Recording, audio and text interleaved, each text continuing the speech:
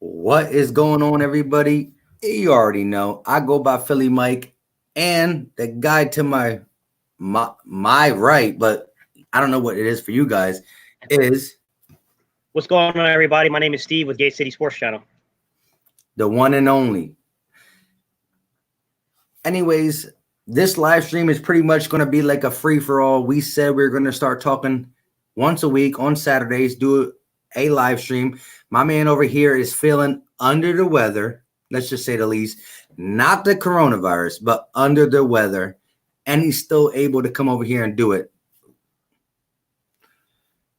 Hey, got a little case of bronchitis, guys, but I'm not going to miss an opportunity to talk football. Always. Now, this one, again, it comes down to like the topic of this live stream is more of a free-for-all. It's the fact that where are the Eagles going in 2020? And that means unlimited different topics, the Alshon Jeffrey news, still the draft news, the now news on Zach Ertz. Where are the Eagles physically going to try to make what are they trying to do for 2020? How do you feel about the situation as it sits right now? Gate City, Steve Hyder, how do you feel right now about the Eagles roster, construction, game plan going into 2020, all the above? I think there's a lot of uncertainty. There's some things we can take away for the positive. We can definitely take away the fact that the front office had a plan in place for the defense, especially the secondary. And I think they were tired of looking at film and seeing receivers get over the top of our coverage. To me, it looks like they set out with a specific plan that we're going to get faster and we're going to find guys who might help us create turnovers. Then they approached they approached the defensive line technically first, but they did them in unison with one another. Went out and got Javon Hargraves. The one thing that I'll say kind of threw me off about internal signings, if I'm going to be honest, is I'm a little concerned that I don't know what we're going to do in terms of defensive end because, I thought Vinny Curry would probably be back on a veteran pass rush kind of contract, but it looks like the Jets have pretty big interest in Vinny Curry. I don't know if he's signed yet, but that could be one of the, those little things I could see where there might be a slight issue. I think we do need answers at the defensive end tackle, or defensive end position, and then linebacker, man. I mean,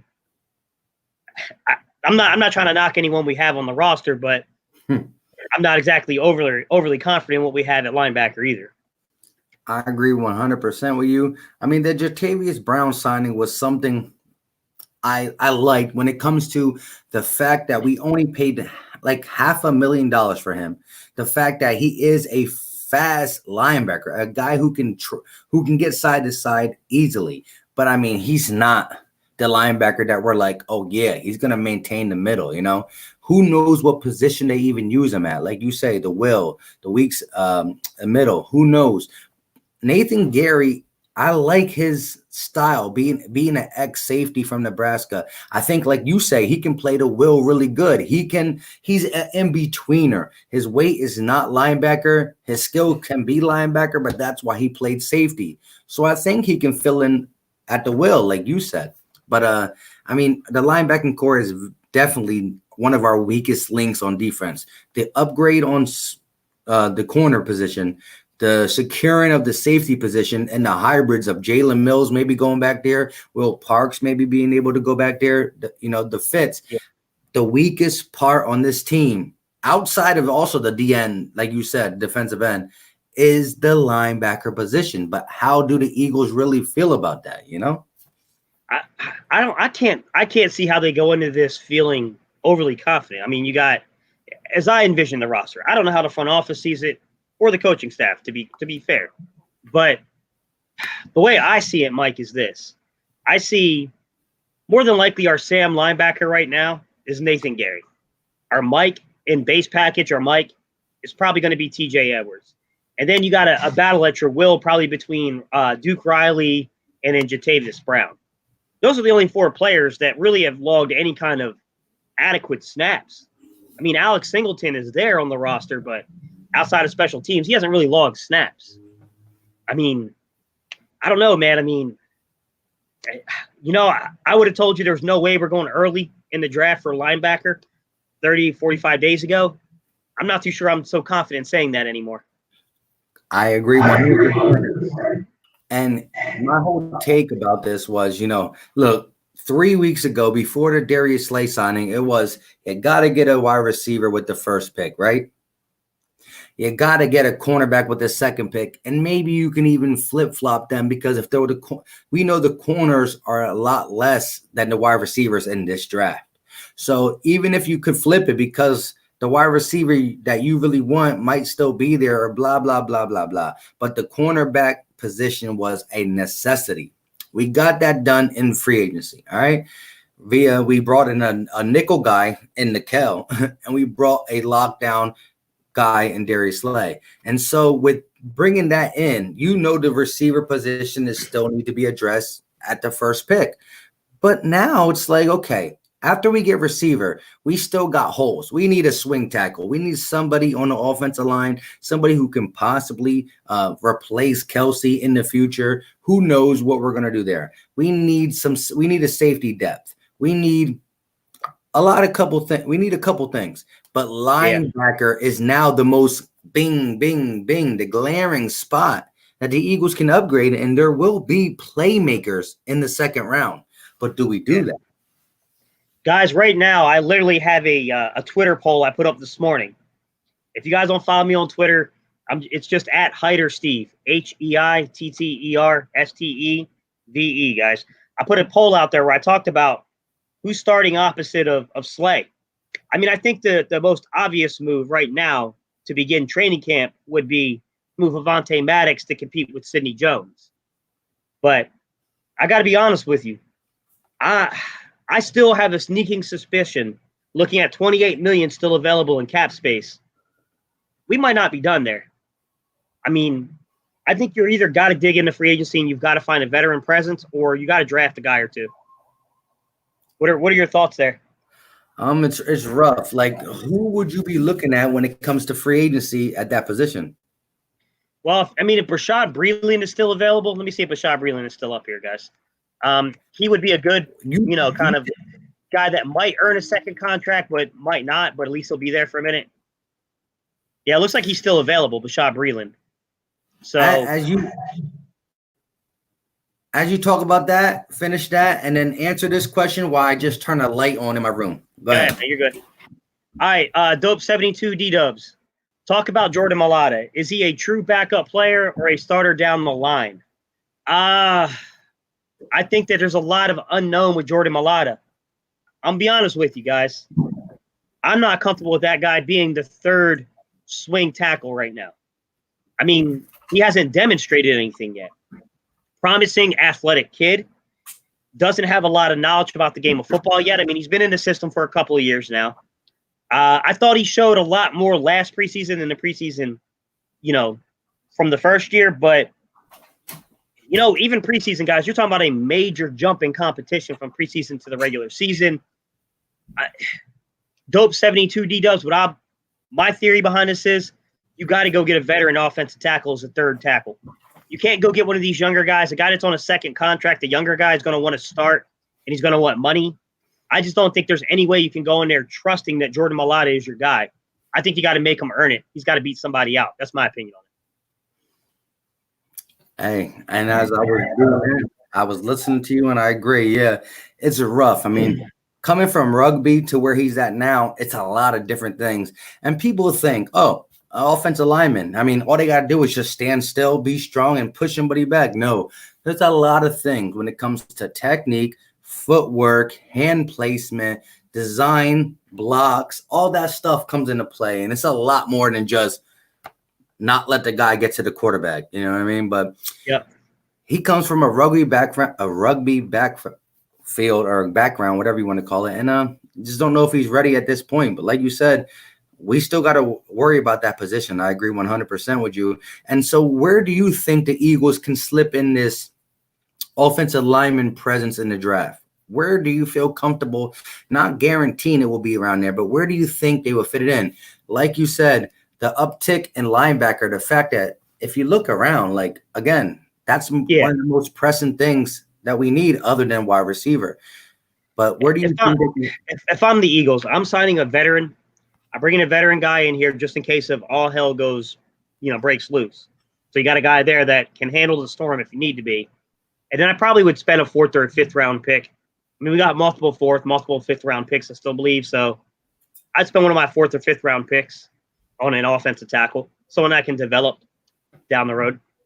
What was Isaac Semanula, or where did we draft him?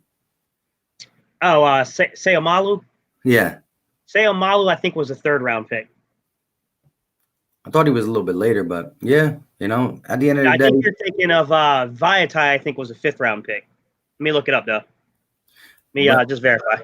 He was able to come in and still do work, though, when we needed him to. Yeah, no, he turned out to be a good player for what he was, man. I mean, people like to, we get mad at them when we have to deal with them on a daily basis, but to be honest, Vaitai you're probably not going to get a better backup, to be quite honest. Correct. And that's why he got a $50 million deal. So he won't be a backup now. But how do you feel about what Edward Rice says, linebacker, trade, draft? What do you foresee about that position? Like we just talked about, how it's more glaring in the defense. I don't know that we'll be doing too many trades.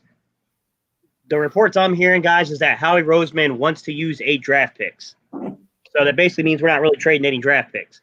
So if you're trading, you're doing a player for player trade probably with, I mean, you could argue maybe they're going to do a player for player and, each will swap a draft pick. Possibly, but what caliber guy is that giving you? You know what I mean? I think it's going to come from the draft or it's going to come from free agency. But the problem is most of the guys that I would have recommended from free agency are pretty much off the board. I mean, Reggie Ragland just signed with Detroit. Yeah. And you were kind of big on you were kind of not big on him like we need him, but he was a guy when it comes to the money, the position, how the Eagles feel about it. You thought he would be a good veteran presence. I saw in your videos that you were talking about him a lot. Yeah, I mean, he's definitely a guy that, he's nothing to write home about. I mean, he's not going to be a special player, but he's a guy that you throw in there. Like, as long as the rest of the positions around him are competent, I feel you'd have been okay. Now, look, I like TJ Edwards a lot, but, there's a lot of uncertainty there. I mean, the guy was an undrafted rookie free agent. Correct. There's definitely potential there, but it's nothing to just, say, you know what, we're going to give everything, all our trust into this guy. It's a big difference of trusting the guy that much and just saying he got potential. You know what I mean? But how do you feel scares me, man, because I'll tell you what it reminds me of. We struggled with trying to pair a safety with Brian Dawkins for a long time.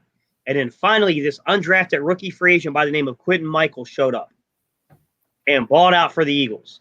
And sometimes I'm guilty of this. I know a lot of fans are guilty of this. We say, well, this guy did it. Why can't this guy do it? And what scares me about TJ Edwards is I'm buying into that talk too, because when I watch film of him, it's very limited. But damn, he was good in the film, especially against the run. He has an instinct for getting to that ball. Yes, he's definitely a guy who can just, come down in the gaps and seal it up. He's definitely that. But, the coverage part of it is where we have to see what we can do with him. And at the end of the day, we all know this is becoming a passing league, no matter what we want to say about it. I mean, 10 years ago, 15 years ago, to get 4,000 plus past 4,000 was a lot. Now, anybody and almost everybody can do it. You know what I mean? Carson Wentz did it without a 500-yard receiver. He still got over 4K. Good transition, by the way. I was going to point out, someone just listed. Demarcus Robinson just re-signed with the Chiefs. All three of the big names are off the board. It's over.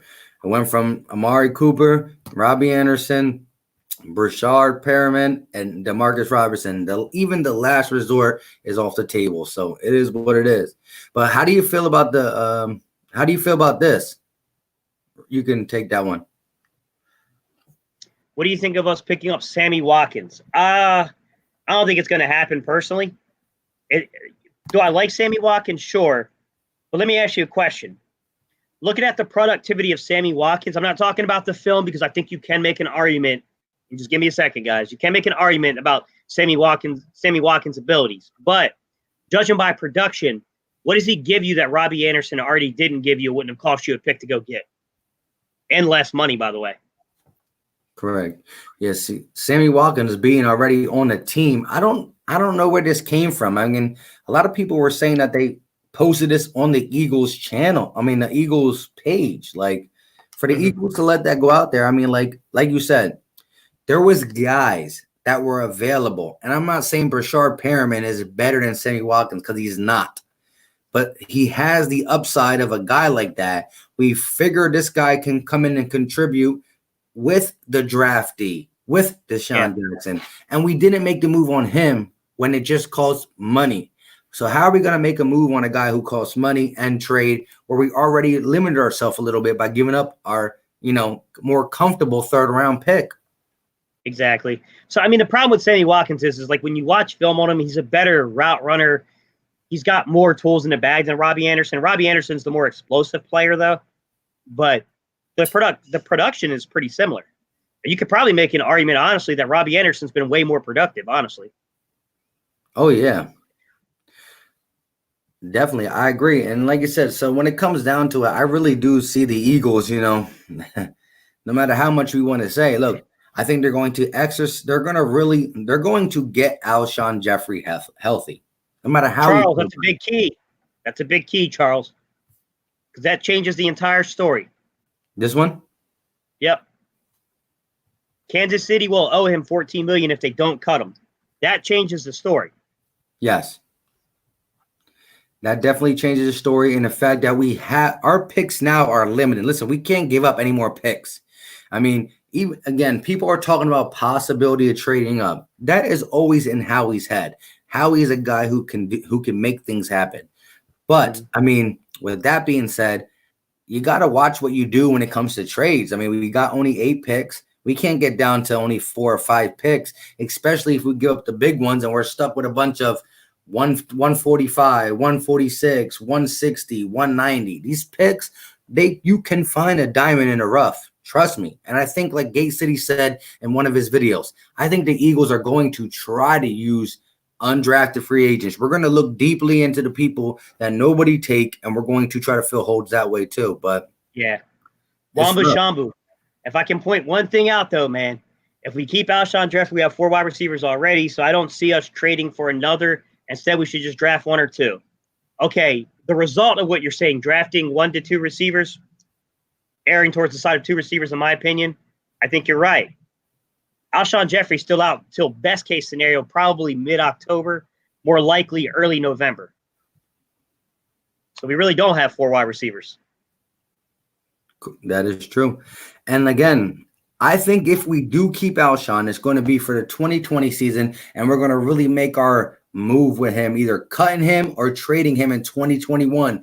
The trade value is going to be a lot better in 2021 when he comes back to the Eagles week 6, week 7, week 8, week 9, and is able to contribute, and we showcase his talent. Plus, you're getting a guy who's not injured, and even the cut possibility is a lot better because the guarantee money's out the window, and we already got the bulk of everything out the way. Yeah. There's a few comments in here that are pretty good. Paul Chrisman, I agree. He does have an injury past. There are some red flags there when it comes to injuries with Sammy Watkins. I don't know that he's on the level with Deshaun Jackson, but your point is taken. I think you're right. Hey, Superhero 18. Shout out to Paul Chrisman real quick. This is my dude from work, and he's a Buffalo Bills fan, and he knows firsthand how much, the 4th pick overall they drafted Sammy Watkins. So, Superhero 18. I agree, bro. I agree.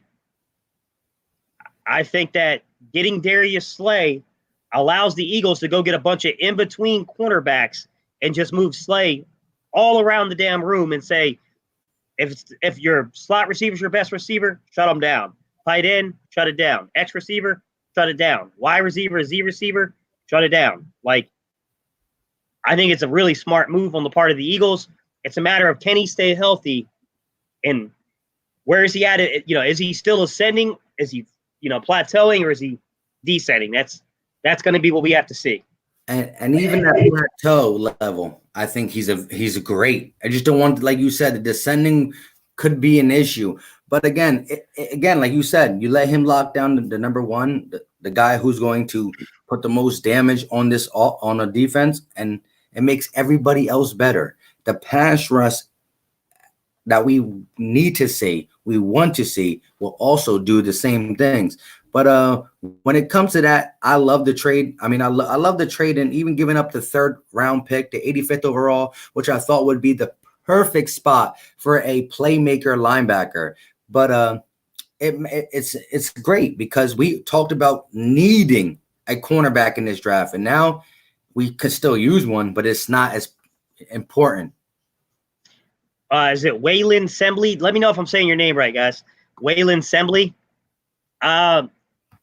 Go down one more to his J-Jaw one about J.J. Arcega-Whiteside. So I just made a video about J.J. Arcega-Whiteside. Listen, I'm not here to crap all over J.J. Arcega-Whiteside, but go watch my video, guys. I break down his route running. It's not good. It's not good at all. I think J-Jaw at this point, I hate calling him J-Jaw, but all right, well, I'll just say J.J. Arcega, all right? J.J. Arcega, the thing about J.J. Arcega is this, guys. He's a very young, athletic kid. I think he's deceptively faster than people think, but he doesn't have enough vertical speed to really separate from coverage going on vertical routes. And I do think that because he doesn't have the nuances down of his route running, he's not gaining enough separation, I should say, to make consistent plays for Carson Wentz. I'm not saying you dump on this kid and you just throw him at the bottom of your roster or you just write him off. I'm not saying any of that. I'm saying you can't trust this kid and you need to keep – if he beats out the guys you bring in, then you did yourself good. But I'm going to keep bringing people in, personally. Correct. See, people think that if you bring a guy in, you automatically gave up on J.J. Arcega-Whiteside. That is not true. If you bring a guy, especially if he has a different skill package than J.J. Arcega-Whiteside, however the Eagles want to use him, it's not a giving up on him. But we did see this. We saw rookie receivers come in and make an impact. We saw him struggle, whether it be the coaching, whether it be, like you said, putting a lot on his plate. No matter what it is, it's still a red flag. That doesn't mean he's not going to be good. That doesn't mean the Eagles give up on him, but you have to take that in consideration. And with that being said, Greg Ward Jr. played less games and doubled him in a lot of categories. So yeah, his route running was a lot better. It's going to be now. Look, and Greg Ward. I was saying in J.J. Arcega-Whiteside's defense, Greg Ward's been in the system for a long time. He's had a lot of time to develop the route running. Roll the film of that Seattle game, guys, and look how much cleaner Greg Ward's routes are, which weren't perfect. That was the game that Greg Ward did not get back and turn around in time to catch the ball. Where it looked like Carson threw one in the ground when really Greg Ward just wasn't in the right spot. But even in that game, you can see a big difference in how well Greg Ward Jr. was running routes compared to J.J. Arcega-Whiteside. And he made the transition really good. That was like his one bad game, and it was an early game. He just got there, the transition, but he shaped up pretty good. But let's just take it to this. iShine 101. We just saw what Zach Ertz, he got his option exercise, and now we got this. Let's tackle this real quick. Don't be surprised if we move up draft day, trading Ertz for CeeDee Lamb. Just saying, I love Ertz, but it's a business decision. He's 30. Wanting wide receiver money. Give me your take on that, Gay City. iShine, you trying to get me killed, bro. Yeah, I don't think that what you're saying is ridiculous. I think the Eagles are not going to give up picks to get up. They might give up a player to get up, to go get the right guy. And if you can go get a guy like CeeDee Lamb, it's really about what the Eagles want to do. Do you want to run 12-man for the rest of the time you can see going forward, or do you want to start getting into more 11-man, 10-man, 0 personnel? How do you want to run these personnel sets? I mean, I think that's got a lot to do with it. I wouldn't say that that's 100% certainty, like definitely going to happen, but you're right, bro. I mean, my video tomorrow, guys, look for my video tomorrow. I'm going to break down a lot of this contract stuff because we got some big, scary decisions looming in 2021. There's 5 guys. I'm just going to give you a little spoiler, guys. There are 5 guys I think that are on the trade, restructure, renegotiate, or cutting block. Something's happening with these 5 guys. One of those 4 options. Yeah. And before we get into this, I want to elaborate on that. Takeem Hilton, we just got reports from I think it was Philly fan D. He said that DeMarcus Robertson resigned with the Chiefs. So with that being said, I guess he's off the table now. But going into what you were saying, like you said, 2021, how does our cap space look for that? It's bad, guys. We're $25 million in the hole. And I know the common defense, guys, and we're Eagle fans. You don't have to get defenses with us. We're not Giant fans. The common defense is, oh, you don't understand how Howie works his magic. Well, if Howie's working magic, we wouldn't be in this situation, though, either. That's my counterpoint to that, guys. Howie has a couple of really bad contracts on the books that got us in this situation, to be quite honest. This is what I'll tell you guys. We only have 38 players under contract for 2021, and we're already $25 million over the salary cap. Let that sink in. That's not a good whole, the grand scheme of kind of thing. Freddie Taylor, we won't fix it all. Have to prioritize. Maybe Jay Peters is in play. We get what we can in the draft. I think JJ Arcega-Whiteside is a tight end. Doesn't have the feet or outside guy. How do you feel about that? I don't think he's big enough to play tight end. Right. I think he's got, like I said, he's a mixed bag. I think he's deceptively fast for what he is. He's faster than Alshon. I'm going to tell you right now, he's faster than Alshon. The problem is that he doesn't have the nuance of route running yet to work the middle of the field, guys. So putting him at the tight end position, I think, would be a disaster because he doesn't have the routes done to work the middle of the field yet. I mean, I think he's a natural X. I just think you got Aaron Moorhead, man. We brought him in here for a reason. He's got to get in there with J.J. Arcega-Whiteside and get this kid running the routes, getting through that route tree of an X receiver, getting proper body technique and positioning, making sure he's making the right cut at the right moment at the right time, not selling and giving away the route so much. Maybe not tripping up other players and running in the way of their route, shit like that. Hey, I agree 100%. Murder Music said, hey, guys, what do you think about some of the Eagle fans want LeSean Shady McCoy back on the team when we're trying to get younger?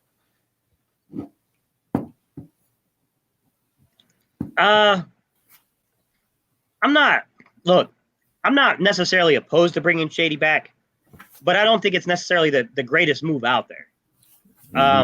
I think we could use a contact bounce back more than we could use a Shady type. Although Shady does have some utility, guys. I mean, if something happens to Miles Sanders, I damn sure trust Shady more than I trust anyone else coming in. Correct, because right now I'm looking at Miles Sanders as Shady 2. He's going to fit the same kind of build as what LeSean McCoy did, but like you said, I think we need a contact back. We need a guy who we can say, you know what, 3rd and 1, here, go ahead, do what you got to do. But exactly. Again, you're also talking about, okay, if, please God, don't let this happen, Miles Sanders gets hurt. I mean, do we feel comfortable about Boston Scott being the whole package? Like, I love Boston Scott as a change of pace guy. He struggles picking up blitzes. There are some things with his game. Like, I will say this about him, though. To Boston Scott's credit, for a little guy, he runs behind his pads. He can go in and go get you a yard or two. I will give him credit for that. He's still not the best balance, contact balance back you're going to find. But, you know what I mean? Like, he's got some use there. I'm not going to say completely a scrub in that regard, but. It always helps with a guy who is smaller built, smaller in size, to hide behind the offensive lineman and just get through the crease and get the yard. I mean, if we had more picks, I would say that the draft would be a good one to go into, man. I mean, you got Zach Moss out there, A.J. Dillon. I mean, there's some contact balance backs in this draft. But we have so many needs. I'm not going to say the Eagles won't draft a running back, but I don't know that I would be mocking that right now personally. To get into some defensive talking, a 4-4 Philly fan says, I really hope Sidney Jones shows out this season. I have really high hopes for him. This is his last chance with us. You're a guy who's big on Sidney Jones and his man coverage, just trying to get that confidence back. Do you think he can fight for that outside position opposite of Darius Slay? If his legs are right, he's going to be fine.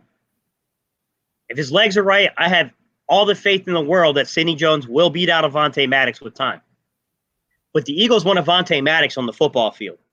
So I do think Avonte Maddox will start outside. But I think you're going to see, if Darius Slay bounces inside, Sidney Jones is going to bounce outside with Avonte Maddox. If Avonte Maddox bounces inside, you got Sidney Jones. Avonte Maddox goes out to play safety.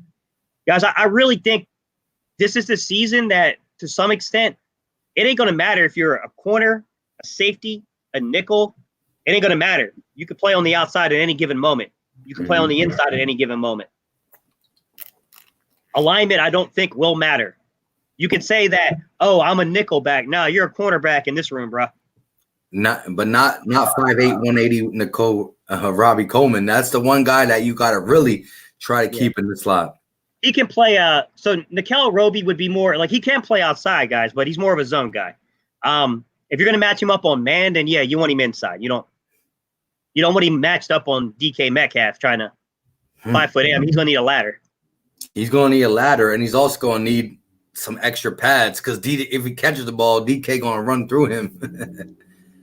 How do you feel about this take? I've seen a lot of people talking about guys like Jalen Williams said, Carlos Hyde or Freeman as a runner back. That third piece or. I don't know that Devontae Freeman has anything left in the tank. I'm not saying you don't bring him in for a workout at least. We got Deuce Staley. Deuce will let you know if there's anything left. I'm not opposed to Carlos Hyde. I think Carlos Hyde, if he's willing to accept the role, would make sense. Is he willing to accept the role though? Correct. And because Carlos Hyde is a guy who can put his head down and get that 1 yard for you. He's not the biggest bowling ball, but he's still more of a contact back than Shady McCoy, Miles Sanders type. Charles Smith. Don't expect too much of some of the players if their schedules are compromised. No OTAs plus preseason could be cut short. Signs that could affect early development of the young people you're talking about, I guess. I mean, this is what we're going to have to, wait and see because, we can't control the whole coronavirus thing and all the pandemics that's going on in here. But what we do know is that, Howie Roseman is taking interviews at his house in his Eagles leisure wear. You know what I mean? So with that being said, the draft, there's been votes on should the draft be postponed, but I'm just hoping everything goes accordingly. But at the end of the day, it's about people's safety, I see some guys throwing up some names here. Stephen Joyce, Logan Ryan.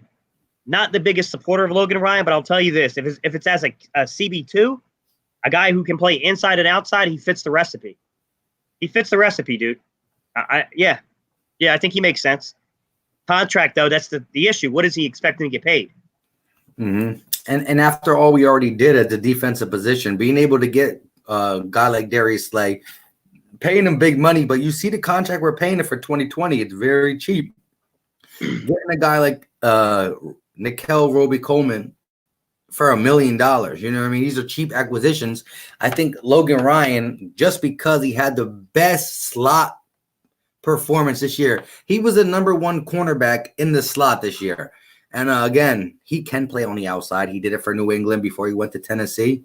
But yeah, what at the end of the day, it's the money thing. We would love to have a guy like that, because right now we're talking about Sidney Jones, Avonte Maddox, some of these guys playing on the outside, and we have a lot of confidence in Avonte Maddox, but the second side is always going to be the weaker side. But that's where, as a defensive schemer, and Jim Schwartz needs to, roll coverage over to help out the side that's not Darius Slay, And if Darius Slay gets beat, then it happens. But it shouldn't happen often, hopefully. Yeah, Jalen, though, if you want to pull up Jalen's comment, I think that's why they're bringing in guys who've already have experience doing this. Slade's going to travel, guys. I'm telling you. Slade's going to travel. And if Slade travels, that means you got to have guys who can play inside and out. That's why you're going to have Avonte Maddox on the field a lot. You're going to have Sidney Jones, who also played inside and outside. That's why I said a guy like Logan Ryan would make a lot of sense as a veteran presence. He's played inside and outside, right? Will Parks has played inside and outside. You got Jalen Mills has played outside primarily, but he's played inside in college. Like, that's why you have so many guys with that kind of flexibility, man. It's all about the matchup, man. I think we're going to be way more involved with matchups this year. Good question. And again, yeah, we just talked about the secondary being, the biggest question is who starts opposite of Darius Slay. And I'm glad you brought up the fact that you think he's going to, follow and move around. I think he should too. At the end of the day, maybe Jim Schwartz is not comfortable with that. I don't know, but he's going to have to fit that in his scheme. Darius Slay has to be the guy who goes with the number one, no matter where he goes. If the number one lines up in the slot for a play, you put Darius Slay on him. Takeem, he plays both. He plays slot and outside. Correct. Again, he played. Listen, he was the number one cornerback this year. Gate City don't really respect this thing, but Pro Football Focus, he was the number one slot corner in the NFL when it comes to in the slot. But his whole New England career was in the outside. Maybe he was outside a good corner. I don't know if he was the number one or number two at the time, but it is what it is. Guys, I was not, and Mike can attest this, I was not a huge Logan Ryan fan. When we were talking about Logan Ryan being the number one cornerback, I was screaming, God, no. He was burnt toast last year on a few plays. But if you talk about it being the number two guy, that's different. Yeah, that's a lot different. Because the number two guy still is going to get, no matter what, the number two guy is going to get lesser talent. But again, also the number two guy sometimes gets targeted more because if the number one guy is doing his job, then the number two guy is a scapegoat at that point. But this is a very good question. King James III, who will start on the D-line? To your knowledge right now, with you knowing who is on the roster of the Philadelphia Eagles, how would your starting defensive line look? All right. Unique Ngakoue. No, I'm joking. It's not happening, guys. I wish it did. Hey, I was the first one. I made a video long before these trade rumors saying the Eagles should trade for Unique Ngakoue, but that's before the whole Slade thing. And yes, I remember the video said something like, if everybody that the Eagle fans want is not there at one, you said something along the lines of, if all the receivers that we really want at one is gone, and we think about getting a receiver too, would you decide to trade your first round pick for, and this was before any report on Yannick Ngakoue, whatever his last name is, was reported. You called it. Yeah, I knew there would be interest, but I didn't see Jacksonville franchising him and all that crap. And then once they franchised him, it was like, okay, now could they trade? All right, this is what I'll say, King James. I think right now what you're going to see happen more than likely is you're going to have Barnett and Graham at the ends. But Malik Jackson's going to kick outside a lot. Yes. When you go to the NASCAR package, you'll see Josh Sweat, you'll see Avery, you'll see other guys come in to provide that speed. I do think that your starting interior is going to be Fletcher Cox. And I'm sorry, Hargrave is going to be that second guy. Oh, yes. You paid him but that way. I think Malik's going to get a lot of playing time between playing inside and outside. He's going to get some playing time, guys.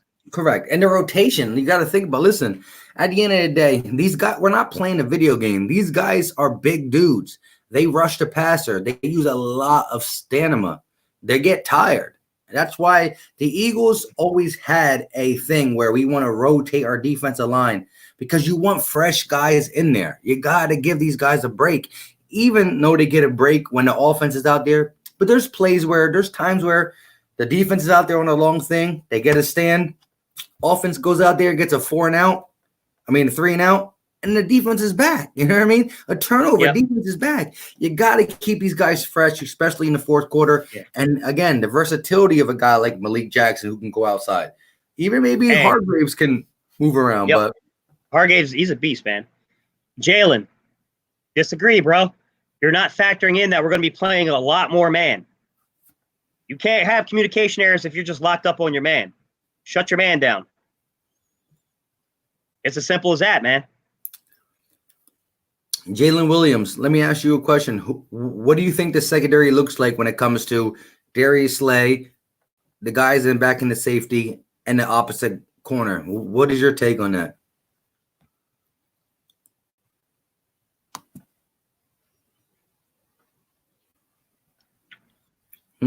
Pretty good. I like it. Yeah. Barnett, we got a lot of problems on the defensive line, guys. We got a lot of expiring contracts. That's a big issue, guys. Like I said, we only got 38 players under contract next season, okay? And we're already $25 million in the hole. And then we got a pending free agent list of Jalen Mills, Derek Barnett, Nate Sudfeld, Sidney Jones, Will Parks, Cravon LeBlanc, Hassan Ridgeway, Duke Riley, Trevor Williams, Rasul Douglas, Cameron Johnson, Alex Ellis, Josh Perkins, Tremaine Smith, Shelton Gibson, Deshaun Hall, Rudy Ford, Craig James, Robert Davis, Boston Scott, Nate Gary, Joe Osman, Opita, Alex Smith, Greg Ward, Anthony Rush. Basically, name a guy. He's not here probably. Yeah, the defensive end to me is more of a problem than people know. It's being slept on how big of a problem that is. But again, something like Chris Horn says the ends will improve because of the hardware recruitment. At the end of the day, when you watch a game, right? If the ends do what they're supposed to do, what does the quarterback do? He steps up in the pocket and tries to deliver. When the ends get pressure around the corner, the long corner, quarterbacks step up, especially the non-scrambler ones. If you get pressure in the best way to disrupt a quarterback is pressure in the middle. Yep. It is. Extra Trelly, we gotta shout this man out because this man is the dude, yo. I talked to him today on Twitter and I was talking about the McLoad thing. It's a great thing. I actually was thinking about putting this thumbnail on the thumbnail. I was thinking about taking like the most nastiest burger I can find on YouTube. I mean on Google, and just writing McLoad by it and putting it on there for the people who were in the stream last time who know about the whole McLoad thing. It was a great time. I was in high school. When I was in high school and I worked at McDonald's, they came out with this burger. I'm not even kidding you guys. It was called the Big and Tasty, but everyone used to call it the Big and Nasty. Yes. Jack Manager, look at 2017. We had constant 8-man rotation that overwhelmed the opposing offensive line. Yeah, the rotation is very important. People sleep on a rotation. A good rotation is good because guess what? You don't rotate on offensive line. Every time they're out there, the defensive line's out there. But when the defensive line is talented enough to rotate and have the same talent come in, you're talking about gassed offensive linemen against fresh defensive linemen. That goes a long way. Well, see, Jim Schwartz got his guys in place, though, too. So he's got Matt Burke, who's going to play matchups. That was the big reason Matt Burke is here. The front office and the coaching staff felt like defensive line coaches were not taking advantage of matchups. They were not rotating guys in to take advantage of those matchups. So now you got Matt Burke. That's all he preaches. Even though he doesn't have any real playing or coaching experience at the D line. He has coached the wide nine as a D coordinator before, and he's a Jim Schwartz disciple. Then you got Mark Emanuel, who's a man-to-man guy who believes in converting players, believes in playing matchups. There's a theme, guys. Faster and matchup. That's what they want. I want to elaborate on that matchup thing, but real quick, Kevin Carwin, if you had that dream, that wasn't a dream. That was a nightmare. And nothing against Joe Burrows, but you cannot disrespect my man Carson Wentz like that. Like, you know what I mean? No, I don't think I'd make that pick.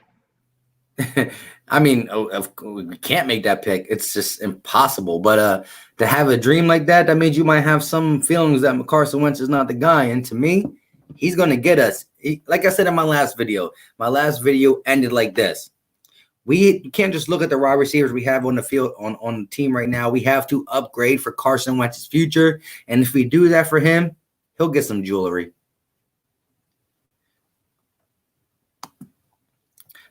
the ideal D-line rotation is having you guys play 3 snaps and having you guys play Having 3 your snaps. having your guys play Yeah, yeah, a 3 and 2. yeah. Yeah, that is a great strategy, Charles Smith. And with that being said, there's a reason that they don't sign these players that we want them at these prices. Oh yeah, that might have been a little bit ago, but I agree with you, bro. Like I said, you know, Gate City's, we talked about it already, and next year's cap space is a problem. It's a problem that we're going to have to figure out.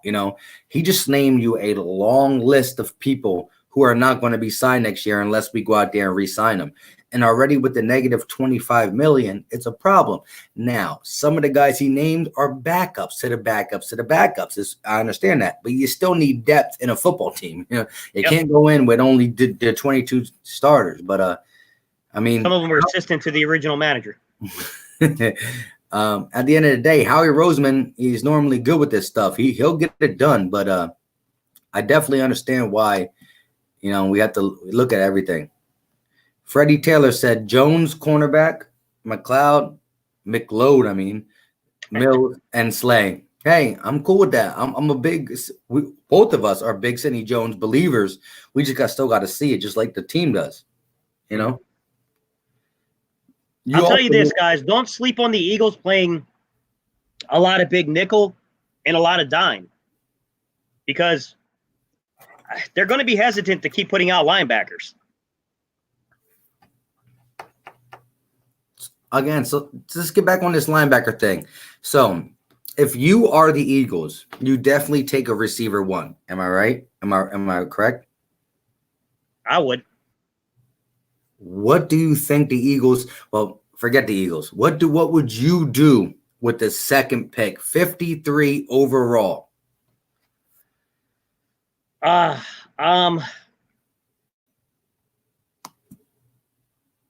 would look for the best player available at D end, cornerback, linebacker, and I might even look towards like guard and center. I'm going to look at those position and needs, guys, and I'm going to take the very best player that we got available.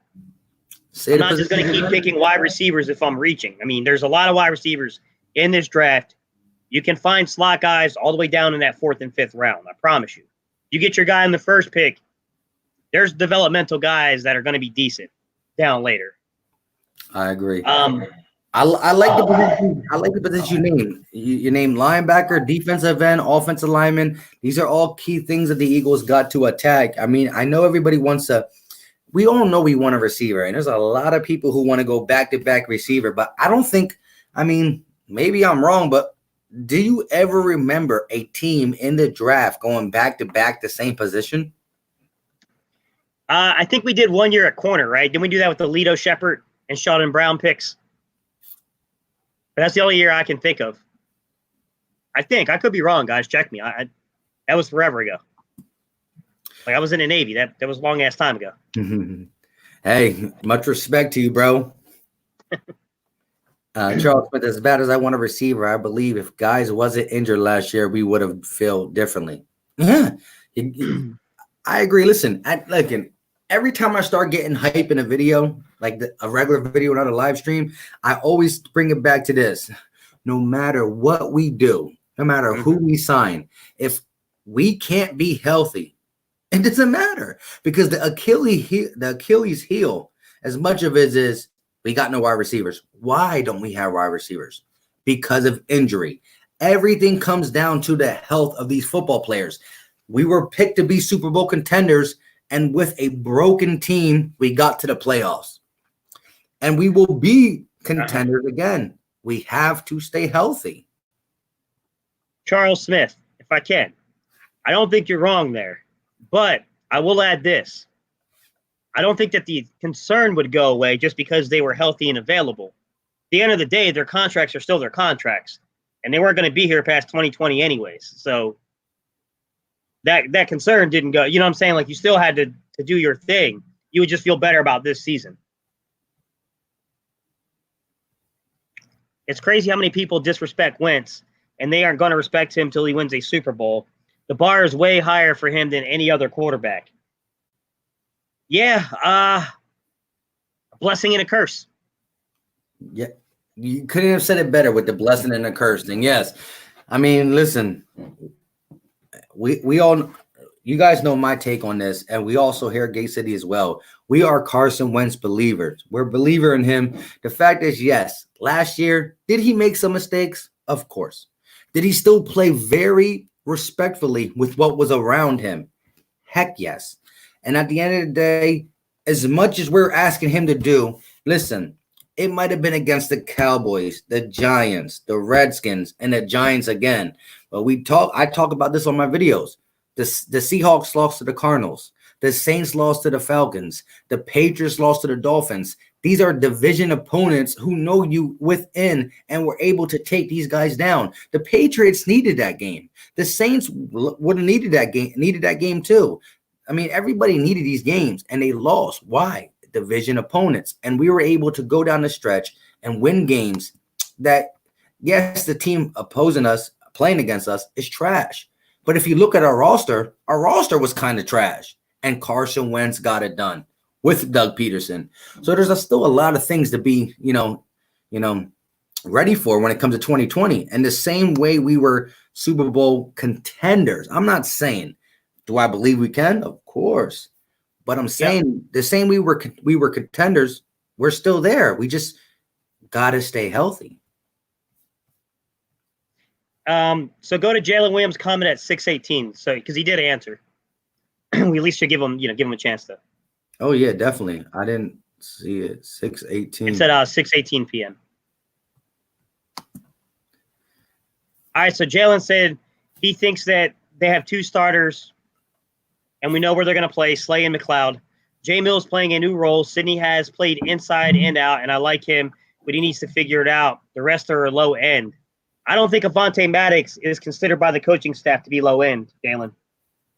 To be honest, I think they like Avonte Maddox a lot, man. Put it to you this way: in the playoff game, when it all counted, who was in? Avonte. Who was out? Rasul and my boy. I like him too, man, but my boy wasn't in there either playing. And that's a playoff game. The coaching staff trusted, Avonte Maddox over a lot of people when it comes to the playoff game. And again, guys, if I don't get to your comment and you really want to get it out there, don't spam it, but say it again. I get to you. We're trying to do a lot of things, but it gets rough. And then you said something else later, Jalen, that I really agreed with what you were saying. I was trying to find it. Let me see if I can't find it again, man. Go to you got it, man. I want to sign a veteran swing offensive tackle and a pure pass run specialist to fill that Chris Long role. Yeah, couldn't say it any better. I think that not only do I want to sign those, I think it's a necessity to sign those. I think if you don't find those positions, your season is in a little bit of peril. If anything goes wrong with the pass rush, anything goes wrong with the offensive line, you're in a lot of trouble without those two necessary positions. Lawrence James, man, we appreciate you, bro. All day, every day. What's going on, bro? And at the end of the day, I mean, it's really now or never with Derek Barnett. And like I said, I'm a person who I'll stand by this. I'm not going to take my words back. I think there was 2 back-to-back games where Derek Barnett was having his way. Then he got injured, and then he came back. And he was able to rush the passer, but he was not the same. He was having his way for 2 games straight, though. Can't exactly break it down exactly when it was, but I remember it. And we first round talent. We drafted him in the first round. He has to live up to that. He got to be that Trent Cole. He has to be that dude. That's what we put into him when we drafted him. But well, and the crazy thing about Derek Barnett is his contract expires after the year. And Brandon Graham, guys, I'm giving away some of my video for tomorrow, guys, but dude, Brandon Graham he's due a lot of damn money. Like, I don't think the Eagles envision Brandon Graham playing past this year in Philly. I'm going to be honest.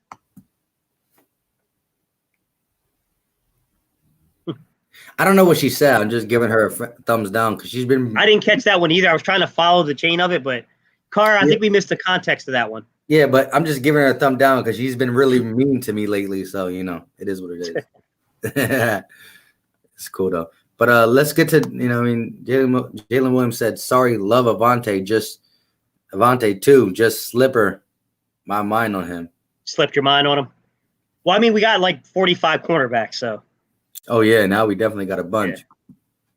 Real quick, let's get this. Lawrence James Carson, I believe, still played at a high level, as high of a level for what he had on any other quarterback couldn't have gotten into that postseason. Hey, what he was able to do with this group. Same with Doug Peterson. Again, Gate City said it in one of his videos. The most scariest thing is not the fact that we can't get down the field quick. Well, that is one. But the lack of explosive plays called.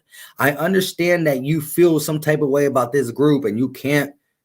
This group is not meant to get down vertical, but you still have to call some of these plays. You got to keep the defense balanced. You might not have a deep threat, but they're all human beings who can run straight. You got to send people. I mean, we have to have more explosive plays. And maybe he called a couple and Carson didn't get it. But at the end of the day, it was really, really frustrating knowing that when we got the ball and we had to score, we had to do this. We had to methodically get down the field. And we got down the field a lot, but it was a lot of times. But it was still frustrating to see. I mean, look, it's a nice skill set to have for Carson because, if we got to go out there, we got to convert 3 or 4 plays. You know what I mean? Like, we got to get 3 or 4 conversions to seal the game. I feel like Carson, you can have somewhat trust in it. Okay, this dude can go out there and go do this. But I don't know if that's the way we want to operate our offense for the second year in a row like that, man. I mean, it's just – I just think teams get – they're not dumb. They just basically they start playing up on you. This is back to the offensive line talking about Malata and Pryor, but still need help. I agree with you. I like Matt Pryor a lot. Outside of the really bad holding call he had against Seattle, guys, Pryor was straight up moving folks off that line at right guard, bro. I mean, he was taking Seattle defenders and just like picking them up by the back of the neck, bro, and just walking them. It was ridiculous. Pryor looks like to me like he might be pretty damn good in this league. And guys, I'm here to tell you during training camp, I was not big on Pryor. I didn't think he had a very good training camp. And I thought his preseason was, man. But when he came in and actually had to play, I saw what the coaching staff saw. The dude's physical. Yeah, Matt Pryor is definitely something that we had to resort to during the season, but we found another, gem in a rough. But King James says, Jay Mills will be a safety on long field situations and in a corner in the red zone. Slade can also travel with wide receivers. Show Jim Schwartz is adjusting defense to be versatile. I like that. And I think, listen, we automatically thinking that Jalen Mills is going to come out and start at safety. No, I think they're going to use him there. I think they're going to use Jalen Mills and Will Parks interchangeable. Will Parks played the slot. I mean, we got good coverage. We have good coverage, guys. Look, don't sleep on Nickel Roby-Coleman because I'm going to tell you guys, I love Avonte Maddox. Avonte Maddox is one of the better younger slot corners in the league. I think right now, I'm not projecting 2 or 3 years down the road, but right now, I think Nickel Roby-Coleman's better in the slot. Than who? Straightforward, guys. He better than who? Avonte Maddox. Now, I'm not saying 2 or 3 years down the road. I'm saying right this second, right now. I think Avonte Maddox has a way higher ceiling, but. And so you think he's better than Crevion LeBlanc as well, right? Yeah, Crevion's not even in the conversation with him. Crevion's a good football player, don't get me wrong, but he's not Nickel Roby-Coleman. Correct. I think Nickel Roby-Coleman fits the definition of what you want a slot guy to be. The reason he's mainly a slot guy is because his weight and height and size, but he explode, and that's why you said you like him in zone because I love his explosive nature to break on a pass. He breaks on a pass, and that's what you got to do as a zone player. A slot guy. The slot guy, some guys they go up the seams and take the deep route. But most of these guys are going to be doing the crossing pattern. So you got to be able to break in there. You got to have that football instincts. You got to have all that good stuff. Look, the way I look at it is if Strat if Cravon LeBlanc is legitimately maybe your worst coverage corner, you're in a good place. Because Cravon LeBlanc he's not some slouch. Like, he's a good football player.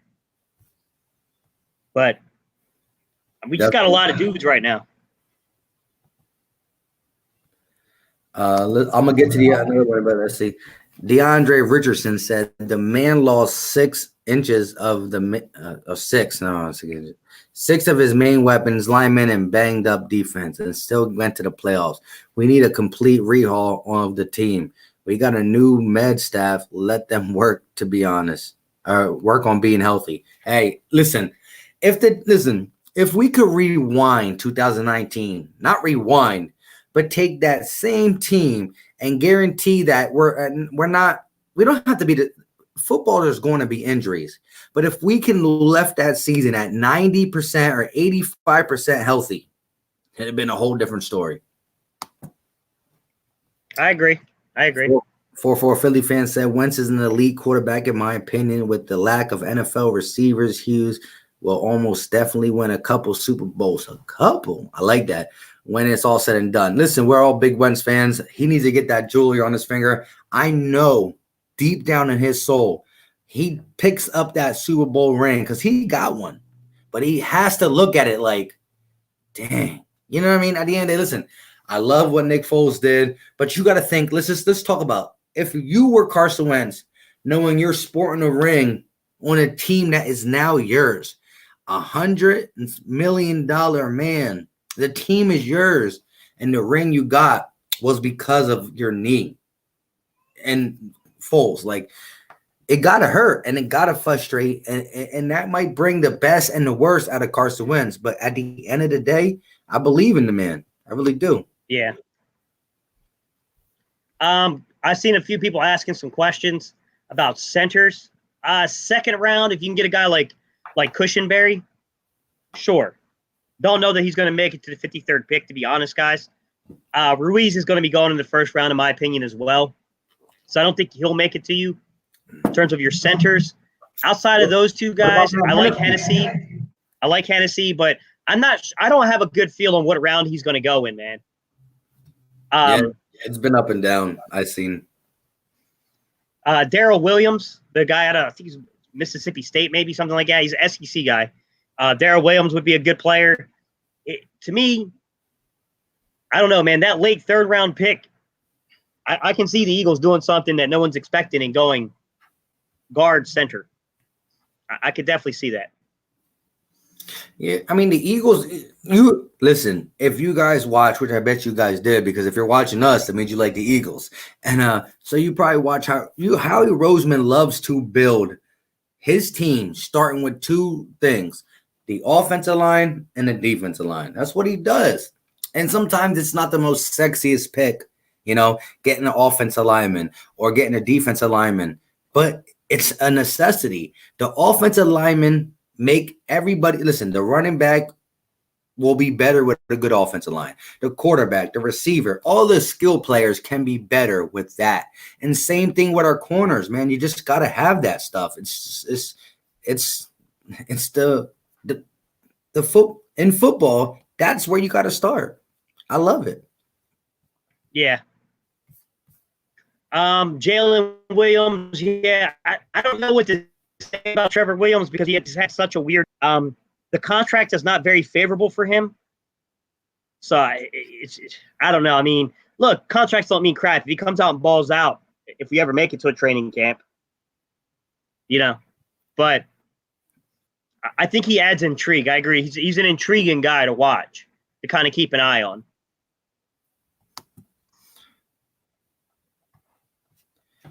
I mean, it is what it is. And yeah, so he pretty much covered the center for you. And I agree with his take. I mean, we do need it. And so don't be surprised. The Eagles can go a lot of different ways with a second round pick, man. And they really can. And especially knowing Howie Roseman, he loves the D line. He loves the O line. He feels like that is where you start your teams. And he got his franchise quarterback. So, don't be surprised or what actually comes. Yeah. I mean, if I'm Matt Hennessy, it's Matt, right? It's Matt Hennessy, and then his name? Something like that. Hennessy. Yeah. If he makes it into the 5th round, I can see the Eagles making that draft pick.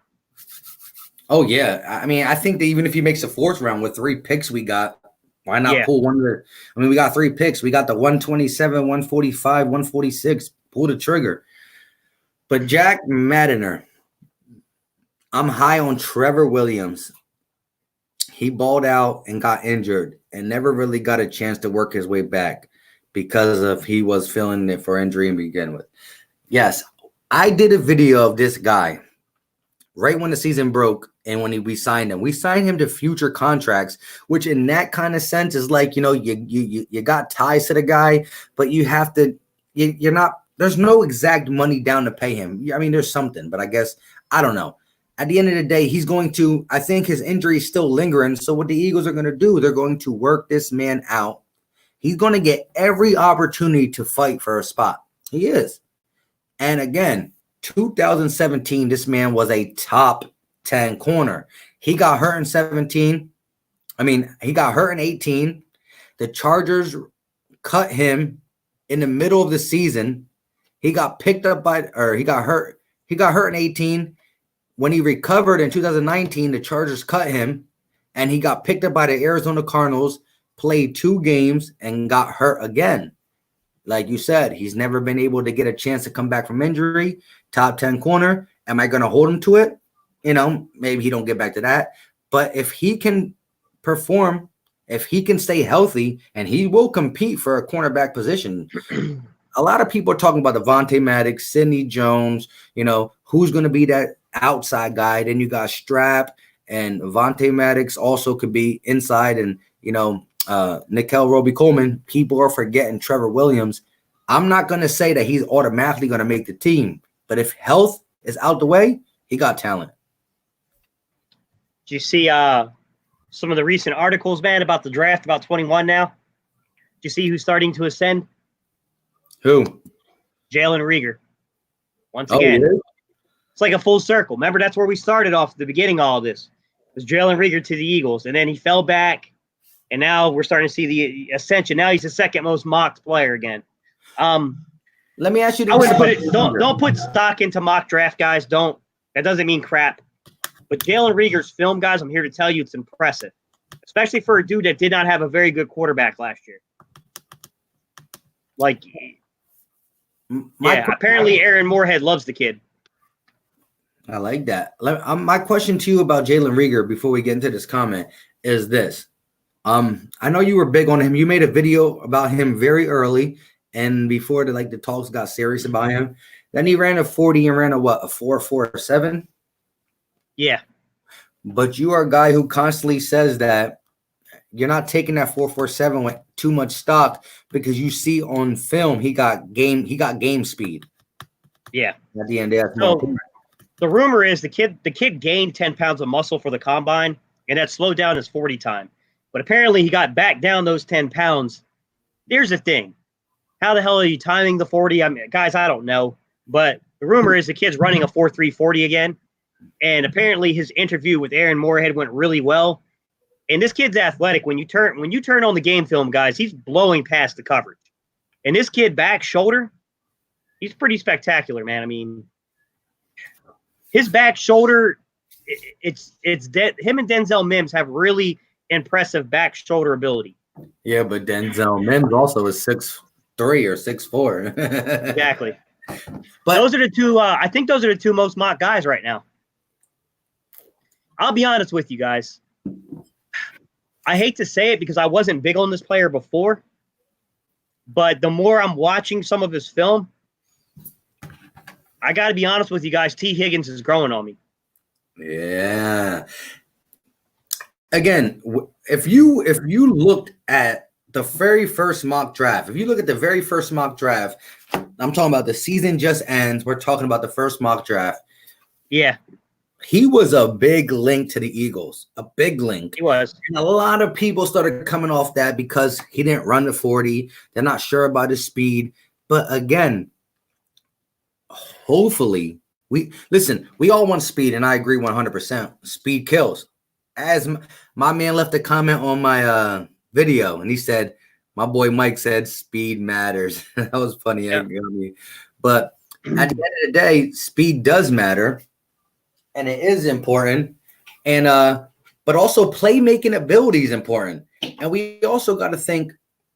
In my video, I talked about Deshaun Jackson being healthy. I'm not saying he's going to play 16 games, but people think that he's just like the super injury prone receiver. I mean, he played 15 games in 2016, 14 games in 17, 12 games in 18. It just so happened he came to us and he took a year off. You know what I mean? You know what kills me is I have philosophy when it comes to draft. Not that I work for any front office guys, but I have philosophy with the way I would approach the draft. One of my philosophies, the way it stands is I don't think that you should spend a first round pick on a Y, like a slot guy that can play the Z. So like a flanker who can play the slot. Like, to me, that's not where you spend your first round pick at, unless there is incredible athleticism and game breaking speed like a Henry Ruggs possesses, and what I'm seeing on field from a Jalen Reagor. The crazy thing is, though, man, is that I feel like if you're going to spend that kind of money, that kind of draft capital on a receiver, it almost has to be an X. It's got to be that ballpoint guy in your offense. But Ertz is already kind of that guy for us. And so see, it really makes it difficult, man, to project this. Correct. And look, because, like, I'll be honest with you guys, if it wasn't for that, I would probably say I'd probably go with Mike's boy Denzel Mims, just because Mims is probably a traditional X in the league. Very raw in terms of running his routes, guys. He's got work to do on his route running, but the kid he's got the athleticism where it won't matter for a while. He can work on the route running while he's just beasting people. So T. Higgins is another guy that I think makes sense in the first round, guys. If we trade back, some of these guys make way more sense if we trade back than if we stay up. I don't know, man. Would you draft any of those guys at 21? Who? Sorry, guys. T. Higgins, Jalen Reagor, Denzel Mims, any of those types, those kind of more late first round, early second round talents. It's hard. It's really hard because of the fact that after 21, we don't pick until 53. And all three of these guys that you said could easily be off the board right after 21 and or before 53. So some people might call it reaching, but I call it identifying who you really, really, really like and having to go for it. Like, man, I love Reagor. I just wish he would fall to 53, and I don't think that'll happen. I mean, hopefully the 40 time throw, like I don't know. It's rough. Mike, I'm telling you, people are going to put that film on, and they're going to go. They're going to draft him high. People are coming in talking about Higgins like after you and said that they're big. They like him too. And again, listen, Deshaun Jackson should be the most healthiest he's ever been. Like taking all that time off, coming off the surgery. If we get double-digit games from him and get him into the playoffs, then yes, we want Henry Ruggs for the future, but you got that guy at least for the next 2 years. And a guy like T. Higgins and or Denzel Mims, the guys who are 6 foot plus with some speed, with some playmakers is what we need. I mean, at the end of the day, speed does kill, but playmakers are still playmakers. Guys, I see someone had posted Fly Eagles TV, only Mims. Fly Eagles TV, I'm going to tell you the problem with only Mims. The problem with only Mims is a very risky football player. He is not polished in his route running, man. He has got a lot to learn, meaning he has a very big potential to be a bust. But the kid's athleticism, it's up there. I'm not going to lie. He's better at boxing out than I thought he would be with his frame. His back shoulder is with Jalen Reagor impressive. Like, if this kid learns how to run routes correctly, he's going to be good. It's just hard, man, because if you draft an X, what does that say about JJ? Well, is he a tall slot? In your video, you talked about that today. Yeah. And you were like, well, if we drafted him to be a tall slot, I understand you're trying to get the most production out of him, but that was a early pick to do that. Exactly. I just don't believe in drafting slots that high. Correct.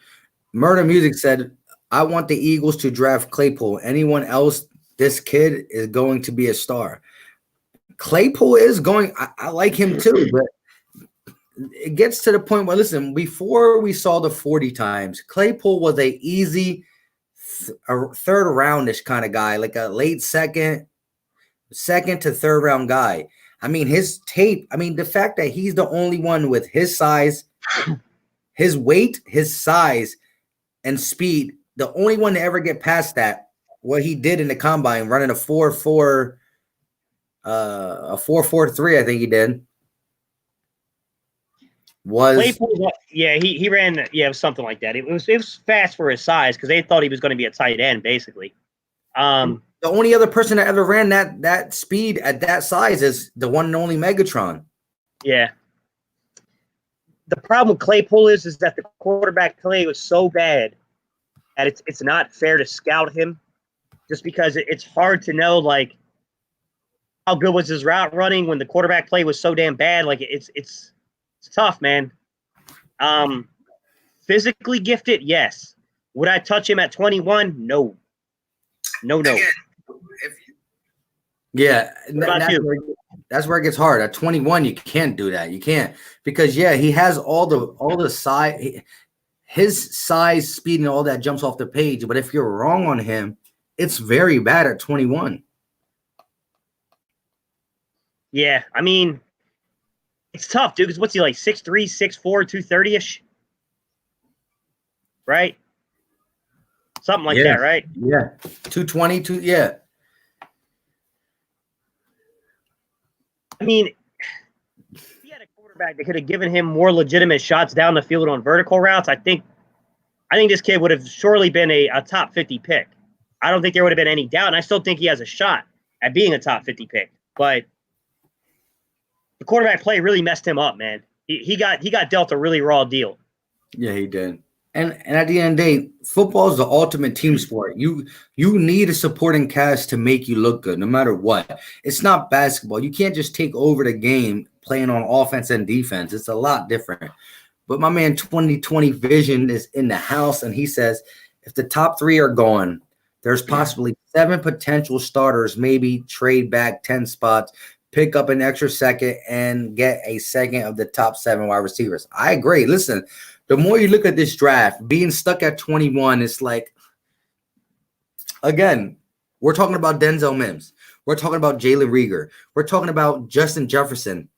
Some people call this reaching at 21. Some people call it should be 21. But if you can get into the second round, get an extra pick, and still get the guy that I just said, one of these guys, it might be worth it, because then you gain picks, still get a guy instead of going up. I understand people still want to think about CeeDee Lamb, Jerry Jeudy, Henry Ruggs.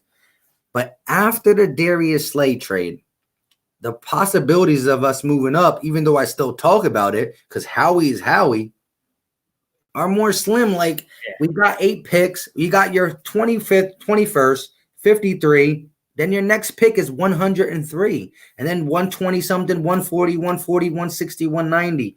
But it's harder to move up now. I mean, it is. I'm not saying King James. Y'all sleeping on JJ. No, JJ sleeping on his route running. Where's that? Yeah, listen, I like how you told me. The guy, somebody commented on your video and said, "Why didn't you show any good routes, good videos about JJ?" He said it was hard to find. Yeah, like, come on. The dude had 10 catches on the year. 2 of those 10 catches, which were the 2 plays this kid referenced, they were on Carson Wentz breaking containment and getting outside the pocket and extending the play. Which, look, give the kid his credit. He fought through and kept fighting to stay open for Wentz. But what does that tell you about his route running? You can't learn anything about his route running from that. Like, look, I'm not saying JJ should have not been picked where he was picked. He was not ready to play yet. You don't pick someone that high. Yeah. But I'm not saying the kid doesn't have a future. I'm saying this kid is a much longer developmental prospect than we were sold on. That's not what we were told about this kid. We were told this kid is ready to step into an NFL locker room right away and contribute. No, he's not. Correct. Let me say this about JJ. His best play, even though he has one touchdown, I'm not even going to say it was a touchdown. I'm going to say it, and I've actually put it in my video today. So if you haven't checked my video that I put out today, go ahead and check it out. It's pretty much about Zach Ertz's option and the 4 guys we have in the building right now. At this point, let's take a time to rate this. If you're watching this on my channel or you're watching this on Gate City Sports channel, click off the live chat, smash that like button, then come back to the live chat and chop it up with us. But it only takes a second. Boop, boop. Thank you. Yeah. And if you're subscribed to Gate City and not to me, hit my subscribe button. If you're subscribed to me and not Gate City, hit his subscribe button. And if you don't know fully, watch the video, watch the latest video of Gate City and or me, and fill it out. But in the video I talked about J.J. Arcega-Whiteside and Greg Ward, who's going to get the less amount of time playing if we do draft 1 or 2 wide receivers. But his best play, to get back to that, was the over-the-shoulder catch against the Giants in a crucial part of the game where we needed him to catch that. He caught that back shoulder catch. I mean, it's the only thing he did that season that made me say, But at that point, JJ's got raw athleticism, no doubt about it. Mm-hmm. He's got raw athleticism, but he's got to put it together, guys. I'm not going to sit here and sugarcoat it. I'm not saying give up on the kid, but no way I'm trusting him to be the man right now. Like, he's going to have to go out there and beat somebody out. What do you think about this? Remember, we had interest in drafting A.J. Brown as a big slot, so that idea isn't too out there to me. Hey, Jalen, I'm not talking about the organization. I'm talking about my own personal belief. My own personal belief is I don't believe in drafting. I don't believe in drafting Z receivers unless they're exceptional talents in the first round. And I don't believe in picking slot receivers early in drafts. I don't. I probably wouldn't touch a slot receiver to the 3rd round or later. It's personal. Nothing to do with the organization. I'm not Howie Roseman, you know what I'm saying? I'm not any of their scouts. Like, they might have completely different viewpoints on me. I'm just saying, me personally, I think the value it's not there. Like, the only kid who's grown on me, and Mike can tell you, I was not a fan of Duvernay from Texas. He's grown on me because as I watch more film on him, he's got a little Emmanuel Sanders to him. So he's a kid that if he was there in the back end of the 3rd, that last kind of like 3rd round pick we got now, the compensatory pick we got, I might actually draft him because kid's fast. The kid runs pretty decent routes. Man, he's pretty hard to bring down after he catches the ball for his size. I mean, he's not little, but he's not big either. And to elaborate on that, I think that he is more than just a slot receiver. I think he probably get the most production out of him in the slot, but I think he's more than that. Look at Antonio Brown. Antonio Brown, his size and speed, Antonio Brown was probably a guy who looked out to be like, little, this, that, and the third. But look at him. He became one of the best receivers in the game. Yeah, and that would have been a waste to put him inside like that. Yeah. But so, DeAndre, I'll help him out, man. You ain't create a watermark on your channel yet, dude, for subscribe? Who, me? Right? Yeah. I don't know how to do that. I got you, bro. All right. DeAndre, I got him, bro. I'm going to show him how to make a watermark for the subscribe button on his videos. I got him. Hey, at the end of the day, guess what? If you like the content enough, it ain't nothing to click, and then subscribe.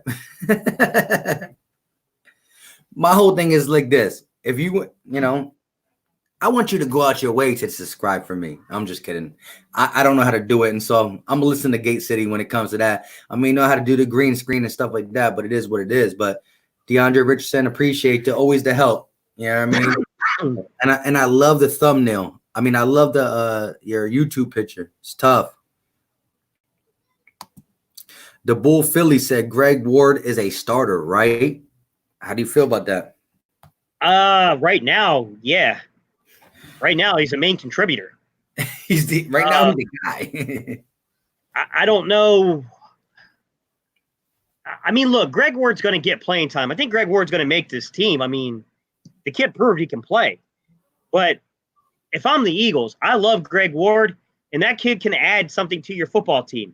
But if I can sit down there and I can get a kid like Duvernay in the 3rd round, 4th round, that kid, I'm telling you guys, I was not huge on him. I was not a big believer in him. And then I watched some of the film because, look, your boy Philly Mike was like, Steve, you got to watch film on this kid. You got to watch film on this kid. I did. I'm going to do it. And I'm using it. I came away believing that this kid is kind of I'll be bringing it. He's not Emmanuel Sanders. I think it's disrespectful to call someone, Emmanuel Sanders who's not Emmanuel Sanders, but he's got that kind of ability. What's up, Joey Shakes? You want to read his comment? Yeah, I just seen it now. I just wanted to say, Jack Madender, I agree 100%. Gate City Sports, listen, I subscribed him when he was under 100 subscribers. He subscribed me when I was right around 100 or under 102. We've been together for a minute. Appreciate him. The dude, when he comes down to breaking film, listen, the guy is he's a YouTube genius when it comes down to breaking down film, contracts, when it comes to really talking X and O's, numbers. I report on the Eagles. I love the Eagles. I talk as best as I can about the Eagles, and I think I do a pretty good job. But Gate City Sports, when it comes down to X, Y, Z, like he was just talking about, come on, man, get this man in the building with that. He's right around too. You got to be like at 950, 960. Get him over. Joey Shakes, though, appreciate you 100% with the super chat. With Alshon Jeffrey coming back in 2020, Eagles could draft a different position in the 1st round, could move up in the 2nd for someone like KJ or JR. Gay City's big on Rieger. Go ahead, do your Rieger talk. Yeah, I'm a huge Rieger guy. I've been a fan of Rieger's for a few months now, to be honest. Jalen Rieger's back shoulder and his vertical game, it's ridiculous. But this is what I will say. I hope the Eagles can find a way of trading back. I think that's the more prudent move for the Eagles, is to trade back and gain more picks. I do agree with you. I don't know that if you're sitting there at 21, the value will be there at wide receiver. That's kind of what we were talking about, which is what do you do? I mean, I like T. Higgins. I think T. Higgins can be a good football player. I like a lot of these guys. I like Denzel Mims. I like Jalen Rieger, but are we really picking them with the 21st pick? So, yeah, if we sit still, then I think maybe then you look to an A.J. Epineza. Maybe you look to a Yatir Gross-Matos, someone who might slip in the draft. I don't know, guys. It's tough, man, because we do need wide receiver help. We need at least – I think you got to walk out with at least 2 receivers, personally. Yeah. I say in all my videos that I believe the Eagles are going to double dip when it comes to the wide receiver position. I don't know exactly when. I don't see it going 1st and 2nd. I mean, they could shock us all and do it. But I see you get your guy at 1st, no matter where you draft. If you draft at 21 or you move back, which moving back is starting to make more sense, because I think guys that we really like, we're talking about, are we reaching at 21? And if we think we're reaching at 21 and the rest of the NFL world thinks that too, then you move back to the 2nd round, pick number 7, still get the same guy you would have got at 21, but you get some compensation for it. You know what I mean? Yeah. So, Joey, I'll say that KJ Hamler is kind of like lightning in the bottle, where if you get him in the open field with space, kid's going to be dangerous. But I do agree with you. I think that Jalen Rieger is 1,000 times better at tracking the ball. He's a lot better at tracking the football, and he's exceptional. I'm telling you guys, don't sleep on this kid's back shoulder, man. You put on the highlight reel of this kid, and you're going to be like, whoa, where'd this kid come out of? I just wish the kid had, it's kind of a similar thing with Chase Claypool. I wish he had better quarterback play. He had better quarterback play last season, he might be worth the 20. You might have more security taking him in the 21st pick. Yeah, security is the exact word. Not saying that because he has a bad quarterback, the talent's not there. We just haven't seen it in more of a solid consistently to say that this is our guy. But 2020 vision, I kind of agree with you when it comes to that. Carson Wentz didn't put the ball up in the air for the receivers to get that 50-50 ball, but it also comes back to the trust and the fact that Alshon's in, he's out. Nelly's in, he's out. Deshaun Jackson, Never, he got too many new guys in the thing. Yeah. But you saw that at the end of the season, he started doing all that stuff. Yeah, 2020 vision. To my surprise, go to the go to pro. No, it's not PFF. It's NFL.com. Go to their advanced analytics and look up his throwing window. He threw in more tight windows than I thought he did. So it's shocking me, man. I gotta reevaluate the tape on him a little more. Wentz's play, and I think Mike's making a good point, which is the revolving door of receivers probably makes the trust a little harder to gain with players. The timing and all that's a little off. So yeah, I think that definitely factors into it. But Paul Chrisman, it gotta be a Randy Moss kind of guy at 21. I mean, I would love to get a Randy Moss type of guy at 21, but you would know the most.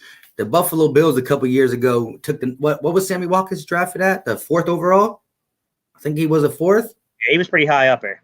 Yeah. Correct me if I'm wrong, Paul, but you guys drafted Sammy Watkins with the 4th overall pick. So you had a lot of faith in him. And at the end of the day, at 21, I mean, if a receiver goes in the top 10, he should be a guy that can do work. But there's been receivers who went later than the first round who became who they are today.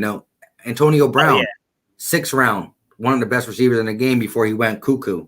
I mean, Michael Thomas wasn't the first round, I don't think. Wasn't Michael Thomas the 2nd round dude? I have to look that up, man. I don't know off the top of my head.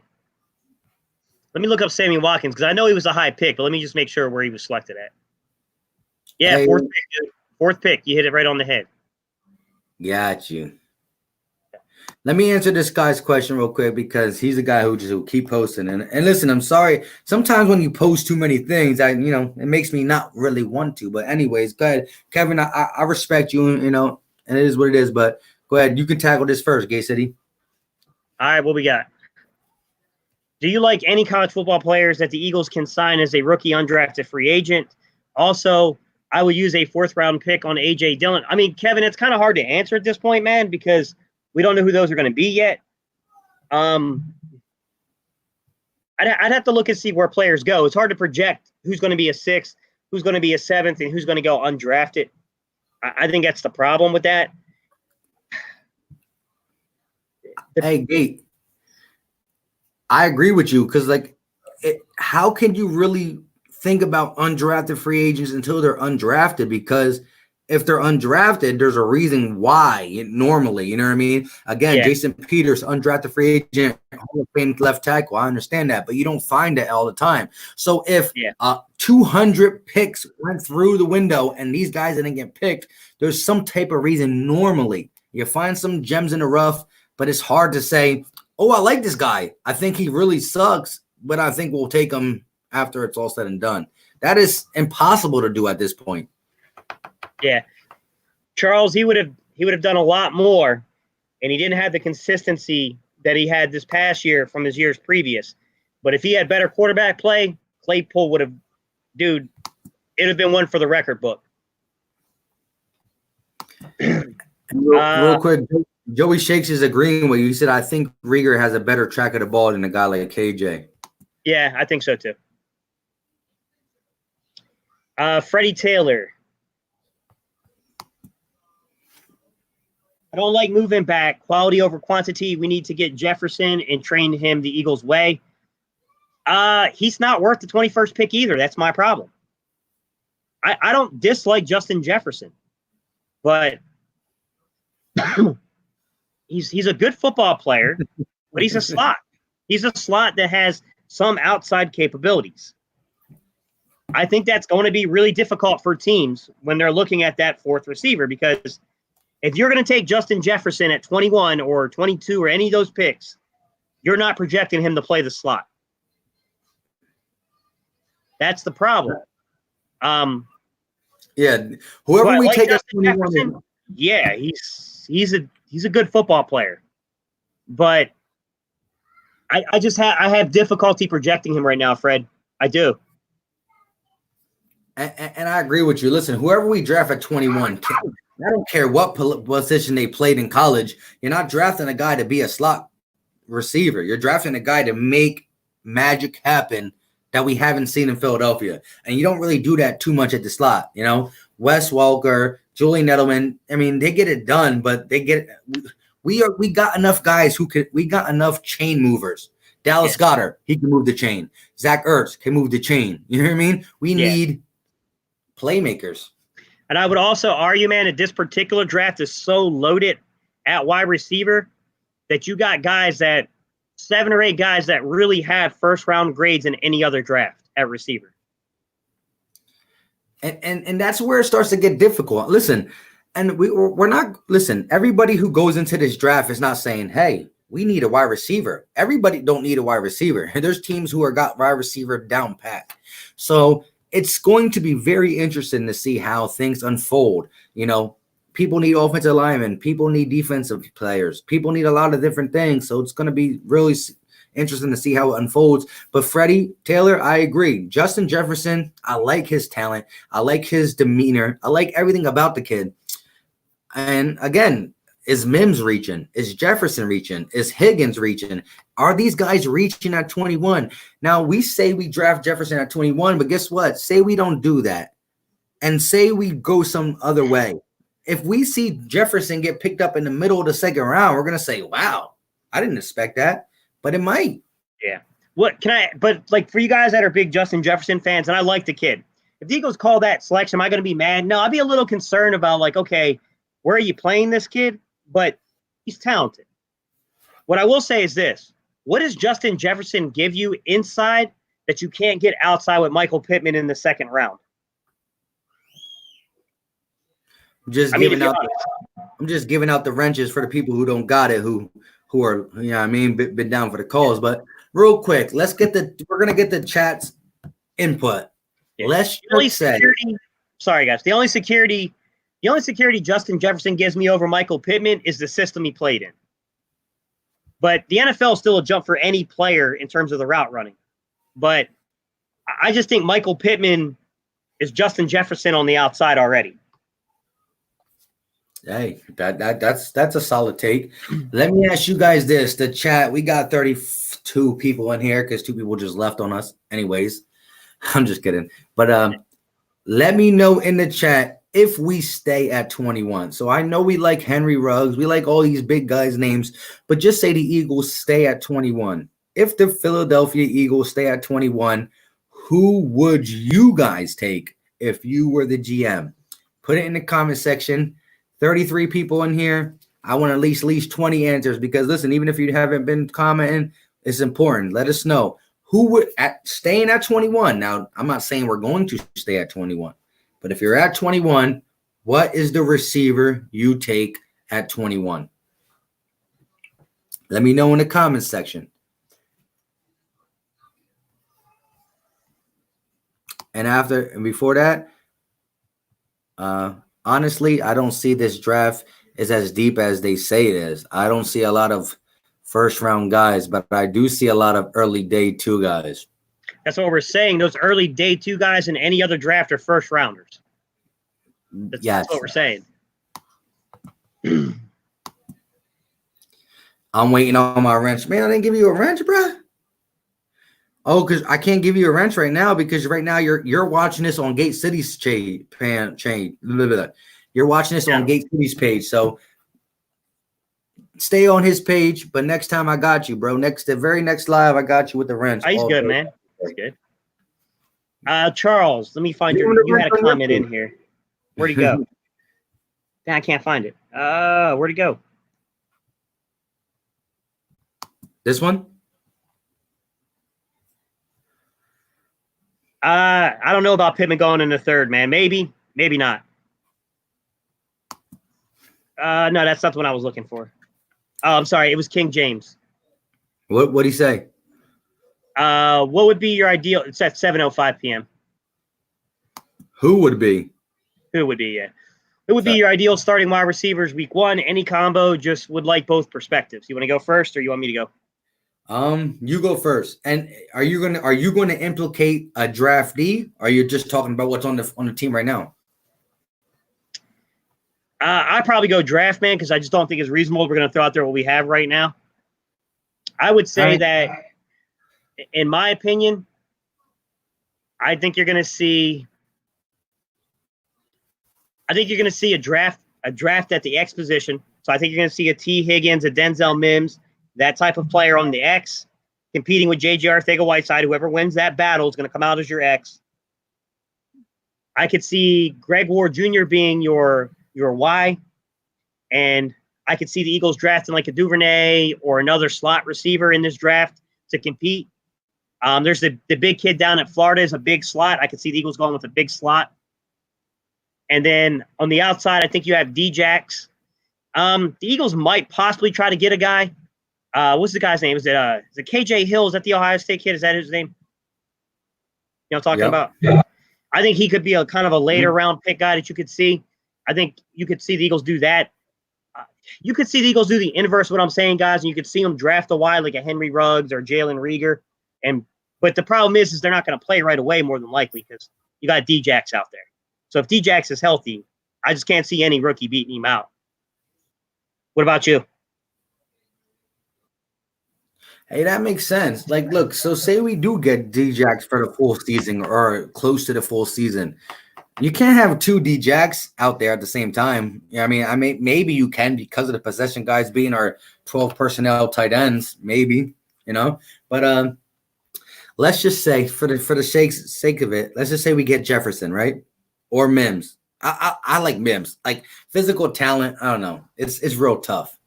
But I can see D-Jacks, Mims, and then I think Greg Ward Jr. showed enough to be the slot guy. Like I mean, in my video I said, listen, do you go with the second round pick guy who needs to show something, or do you go with the guy who showed you that even as our top receiver, he was able to be productive? Like if Greg Ward Jr. is now the third option instead of being the first or second option, you know, you got your tight ends, you got D-Jax, you got a draftee, and now you got Greg Ward Jr. who's lost in the calls. He has to be better. You know what I mean? Like when the coverage is when you go into the last year, when you play the Eagles, if you're a defensive coordinator, what do you got to do? Stop the tight ends and shut down the slot. Because ain't nobody on the outside scaring you. Yeah. So I agree. I mean, it's just tough, man. Like I said, I was blown away with Jalen Reagor's film, guys, and I would love to get that kid, but there's a hesitation on my part, man. There's a hesitation on my part. I think it's going to probably be T. Higgins or Denzel Mims, personally, but honestly, depends on how much do they like this kid? I mean, they did the phone interview with him. He's a high character kid. He's athletic as hell. I just, when you put him in there, like, I guess if you really trust JJ, you could put JJ at your X. You could put Ward as your Y. You can have D-Jax out there as your Z. And then you can mix in D-Jax, Reagor, and Ward from time to time as a slot and kind of bounce them all around. But that's a tough one, guys. Hey, so I think some people answered my question when it came to not everybody, but it's cool. We done with that now. Anyways, who would you take at 21? Like, I mean, it's still a very hard decision, you know, because of that position at 21 is like, is it called reaching? Is it called a good pick? Like, and no matter what, even if it's called reaching now, we'll find out in the future if reaching is reaching or reaching is success. You know what I mean? It still matters. I mean, no matter what we do, the day after the draft, you can judge it on what you want to know, but you can't judge that draft until a couple years later when you realize, oh wow, this was good. You know what I mean? Or this was horrible. Charles Smith, that is true. The Chiefs do play two faster players on that team, but what we're saying is that someone has to play the slot, someone has to play the Z. And the problem with that is when you already have a Greg Ward Jr., it's, you know what I'm saying? Like Greg Ward Jr. is going to be hard to beat out. I'm not saying that it's impossible to beat out Greg Ward Jr., but that makes it tougher to do that because you have a formidable slot receiver already on your football team. So, yeah, I think the Eagles could, if you bring in a Reagor, if you bring in a guy like that, yeah, you could easily play Reagor or D-Jax in the slot. and then play the other one at the Z and add a bunch of speed on a play. But I also think I like Mike's theory because Denzel Mims, he doesn't have the full route tree down yet to play the Z, but he's athletic enough to do it. So he can play the X and the Z. So, it's a tough one, man, because I don't think Howie has any easy solutions. I think the easier solution would have been to tear the whole damn room down and start again. Yeah. I mean, it's really rough. Like I said, 21 is at a position where it's like, it's like give or take. Like, who knows, really? But I got you, my dude. Don't worry, I got you. Sorry, guys. Yeah, but see, again, I can't give it to you right now because you're not on my. How you talking about? Where's my wrench? And you're not even watching on my page. It's cool. Look, the wrenches will come.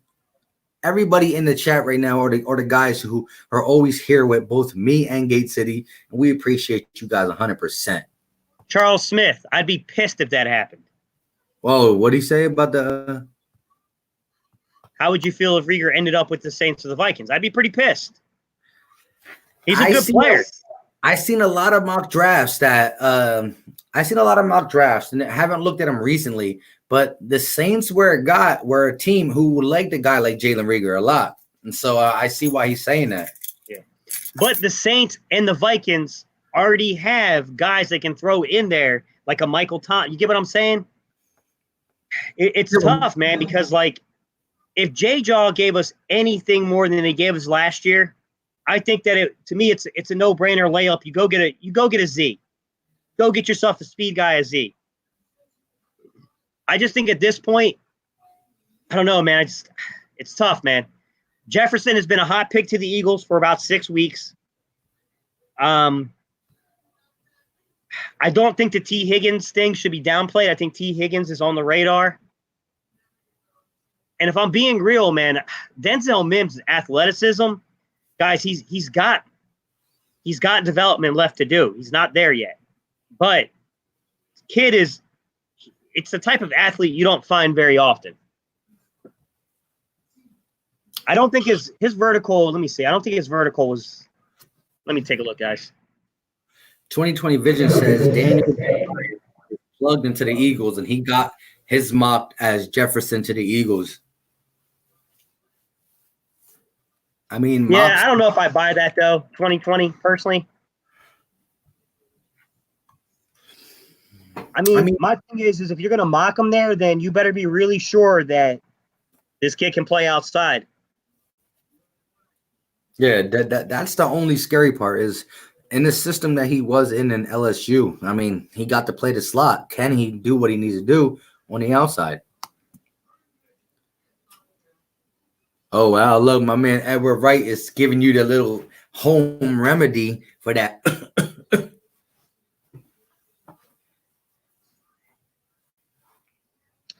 Right now, Edward, I'm trying to cough it up. I'm trying to get this crap up, dude, so that way it doesn't turn into like a bacterial infection or anything like that. I don't want to get pneumonia. Well, that'd be my fear, bro. Is you don't want to have anything to do with your lungs right now, then catch corona, bro.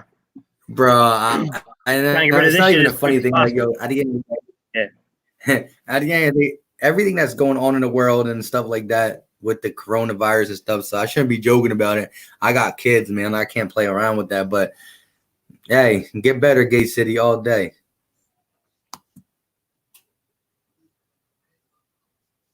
Go ahead, take this one. But slot isn't traditional in our offense, especially with two tight ends on the field. Charles, I don't know, bro. I'm not saying you're not bringing up a good point. I just don't. It's hard to judge right now because there's 1,000,001 new coaches coming in. So what do the Eagles really want to do? Do we still want to keep playing so much 12-man? Or are we looking to get back towards 11-man more? I think that's the challenge here. He said Thomas is an X with the Saints. He just gets a lot of yak. Yeah, that was my point, Charles. Mm-hmm. They already have an X receiver. So going to get in a Rieger who's a clear Z, you know what I'm saying? It makes sense for them. We need to see as well because Djax is probably only here for 1 year. But at the same time, man, like I don't know, bro. I agree with you. Like, if you miss out on a guy like Rieger and Rieger turns into what I think he's going to be, yeah, dude, it's going to hurt. I agree. Yeah, so my man said real quick, Extra Trelly's out of the building. He also said, listen, if you are watching on Gate City's page or you're watching on my page, regardless whose page you're watching on, at the end of the day, the live chat is up. Click the X button, click the like button, and then click back to the live chat and chop it up with us. But the likes matter to YouTube, and we keep the content pushing out. And my man almost spoiled a couple times today.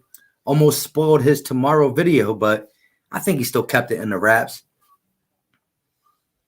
Yeah. Mere Slat. I don't know that we're keeping Ertz yet. I wouldn't jump the gun on that.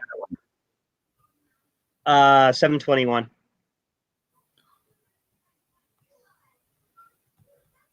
Oh my goodness. Guys, all they did is pick up his option, which was something they were going to do anyways. There's no contract extension yet. And by the way, you're not going to trade Ertz without an extension in place anyways.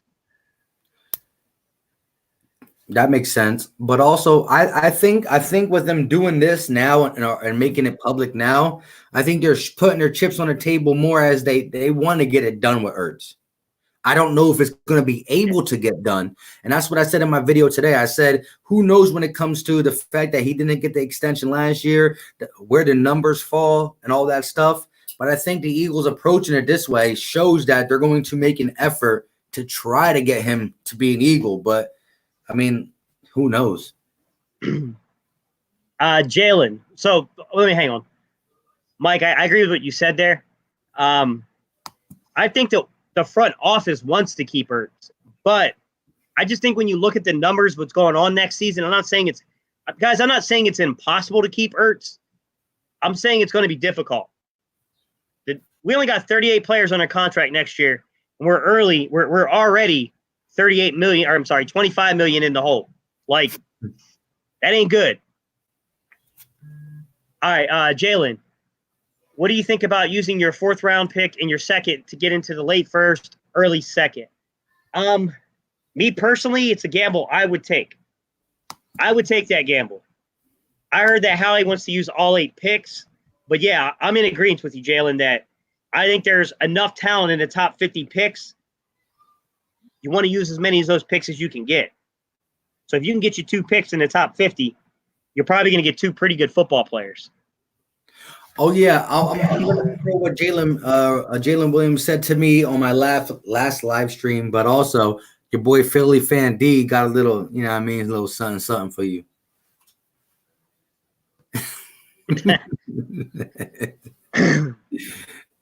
I already told my family, if I get it, everybody's getting it in here. He's all like this.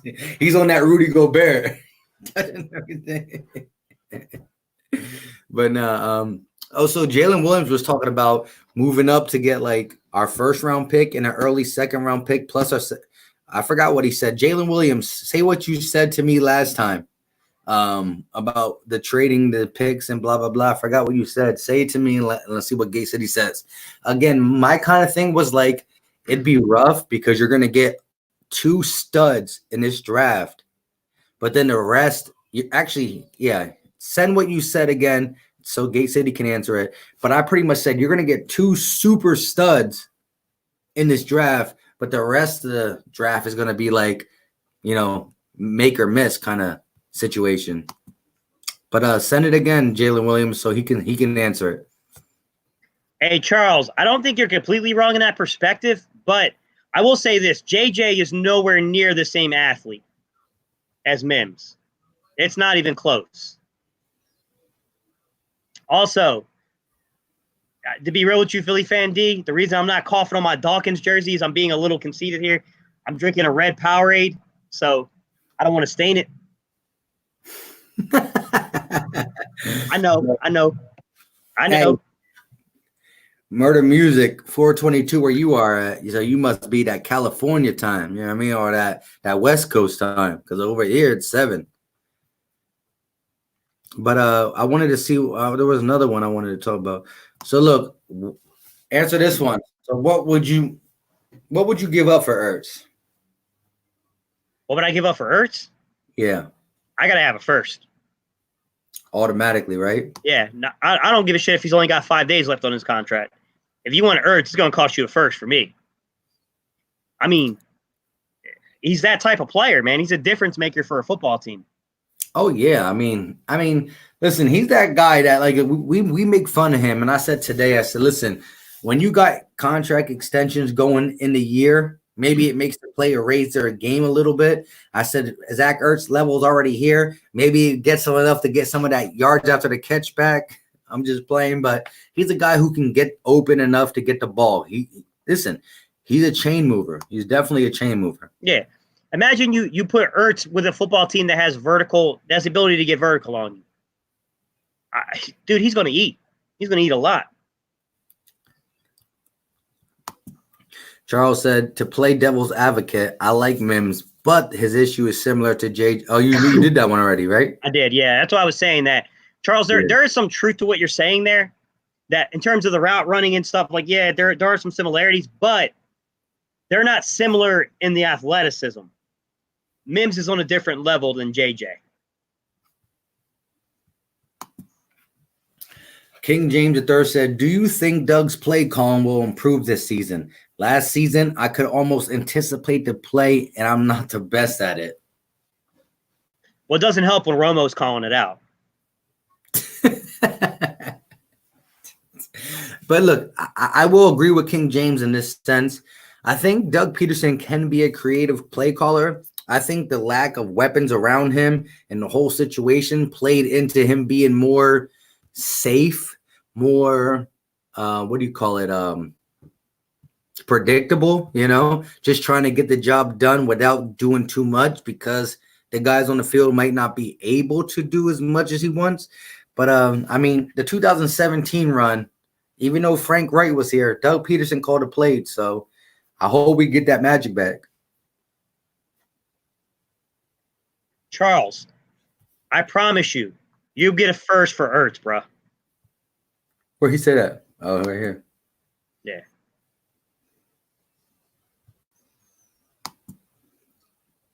Carapool, what do you mean by Gay City? That's just respect, man. Elaborate, please. I shouldn't even say please to her, though. She's been real rude lately. Probably because what I said about Ertz in a first. iShine 101. Check the like button, ladies and gentlemen. Kevin, I would give you a wrench, but I'm actually only on what the hell's this thing called? I'm not Filmar, but StreamYard. You can't give out wrenches in StreamYard. Correct. So that's why you gotta have your phone available so you can be like stuff like that. Let me see.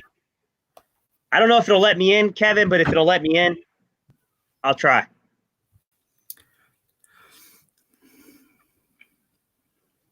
Oh. Sorry, man. My dog's like kicking my computer and shit. Mm-hmm. King James Durr said, I can see Greg Ward to Carson Wentz. Philly 2.0. Hey, I ain't mad at the game, baby. I would love to see that. They, designed up and utilized. But like my man iShine 101 said, if you didn't like the video already, it takes a second. Click the live chat off for either channels. Smash that like button and come back and chat it up with us. And if you're subscribed to me and not Gate City Sports channel, hit that subscribe button. And same vice versa. If you're on Gate City Sports channel's page and you haven't seen me out, just watch a video. If you don't like it, then I understand. Let me know. But love, and especially with Gate City Sports channel being so close to 500. 500. So close to 1,000. He's very close to 1,000. He's at 955 subscribers. 955. Let this man be able to make community posts. He will make sure you guys always have something to look at, read, or blah, blah, blah, blah, blah. All right, iShine 101. You gonna be my experiment here, bro. I'm gonna find you and click on it, see if it works.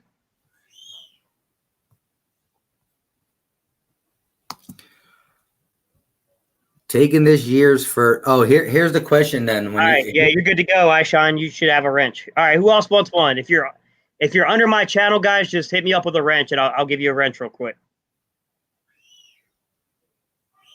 You got to be under my channel, guys. Go ahead, answer this one real quick. All right, taking this year's first and next year's first, this year's third, and a pick swap to get to 9 or 10 for top wide receiver, and using this year's second, or whatever oh Jesus Christ, combination of 4th or 5th round picks, get top, get late first. Or okay, hang on. Taking this year's first and next year's first. All right, this year's third, and a pick swap to get to 9 or 10.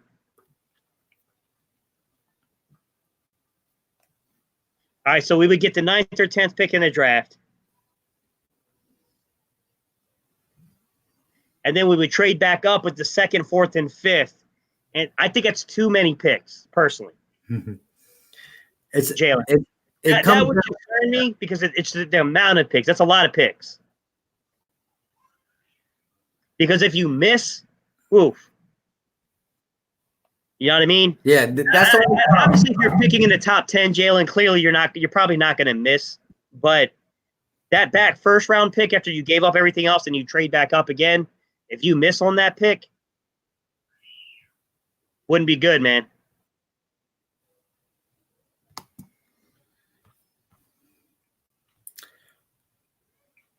DeAndre Richardson said Gate came a long way. He had 3 subscribers when I subbed to him. Yeah, DeAndre really been rocking with me for a minute, for real. I appreciate you, DeAndre.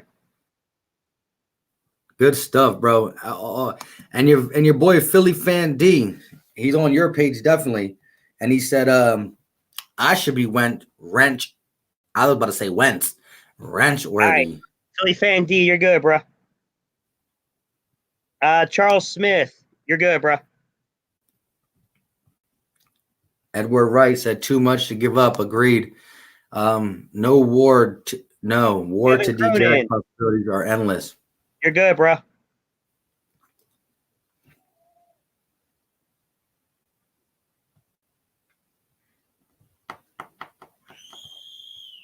What's it called? Said, can we do Philly without Nick Foles? It could be done. It might not. I'll give it to Nick Foles, and I respect him to death. You know, I wish him nothing but love against the Bears, unless he's playing against the Eagles at the end of the day. Huh? I said, man, fuck Nick Foles. But yo, could you imagine Eagles versus Bears in the playoffs? Nick Foles versus Carson Wentz? Woo-hoo-hoo. That'd be nice. Who? Charles. Not me, bro. Not me, bro. I'm NC State. Red. I don't even drink blue juice, bro. But yeah, at the end of the day, appreciate everybody on here, whether you're on Gate City's page or my page. Appreciate you guys 100%. At the end of the day, some people who are on my page are still sub to Gate City, and some people who are on Gate City's page are sub to me. At the end of the day, we appreciate each and every one of you guys. And like I said, if you're not sub to the other person, just take a look. If you like it, hit it. If not, go about your business. But at the end of the day, we just want the Eagles to get it done the same way you guys do. We're on a camera, but, you know, I respect each and everybody's opinions. Got you, bro. I got you. Your wrench color.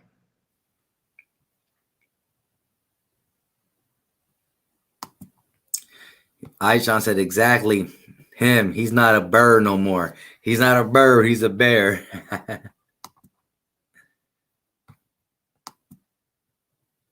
Here we go, DeAndre. I forgot you. Where you at? Wilmington, DeAndre? Carolina blue all day. Yeah, but now that you're over there in North Carolina, like, shouldn't you change your decision?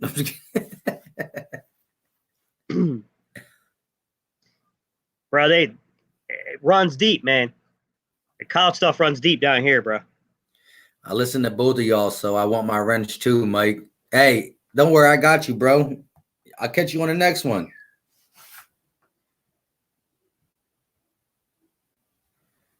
Same with you, Charles Smith. I'll catch you on the next one, bro. Much love, much appreciation. Oh, that's funny. I get it now. Real quick, Jalen is talking about what he said. He said, I agree, but this team has a glaring hole that I'm not so sure can be filled with late round picks in this first year.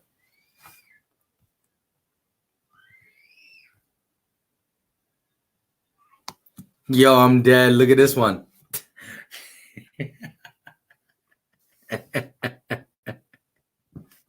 Oh, that's fucked up. You're wrong for that. I'm gonna send that to him, Charles. Because again, me, Gate City, and Philly Fresh, we text each other all the time. So I'm gonna send that to him. That's a good one. I said it was respectful of Gate City not coughing on his shirt. Yeah, like He's talking shirt, bro.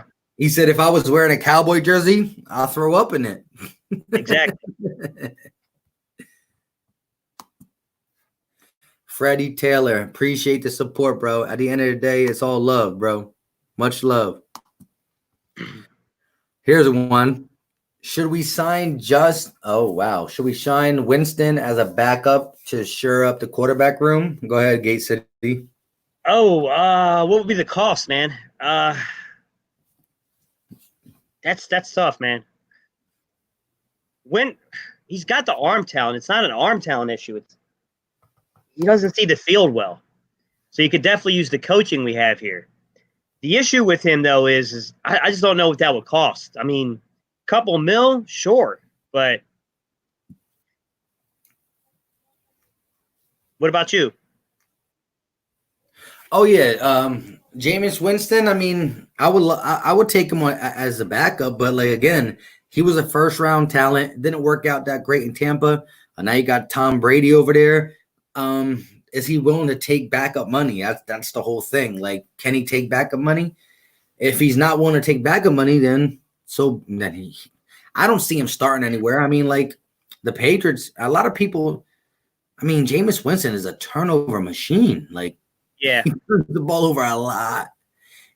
I was trying to get the guy that he battled with for a while down in Tampa Bay, Mike Glennon, former NC State guy, but Mike Glennon's solid. Yeah, I mean, none of these guys are ideal in a game situation. I mean, it's not ideal, but if it's a cheap 1 year deal and we can get a cheap 1 year deal from him, then yeah, I would do it. But this was an interesting one from Philly Fan D.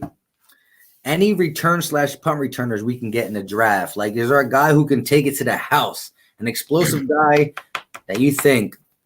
I mean, we're not going to draft nobody just to be the punt returner. He has to be able to play a position.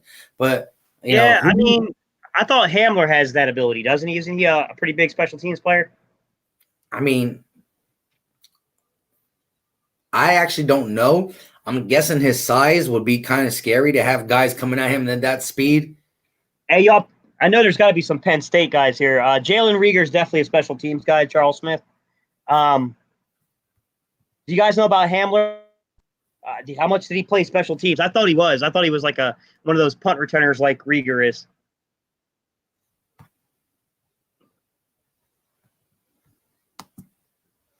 She said I don't really Winston got his eyes like that, guys.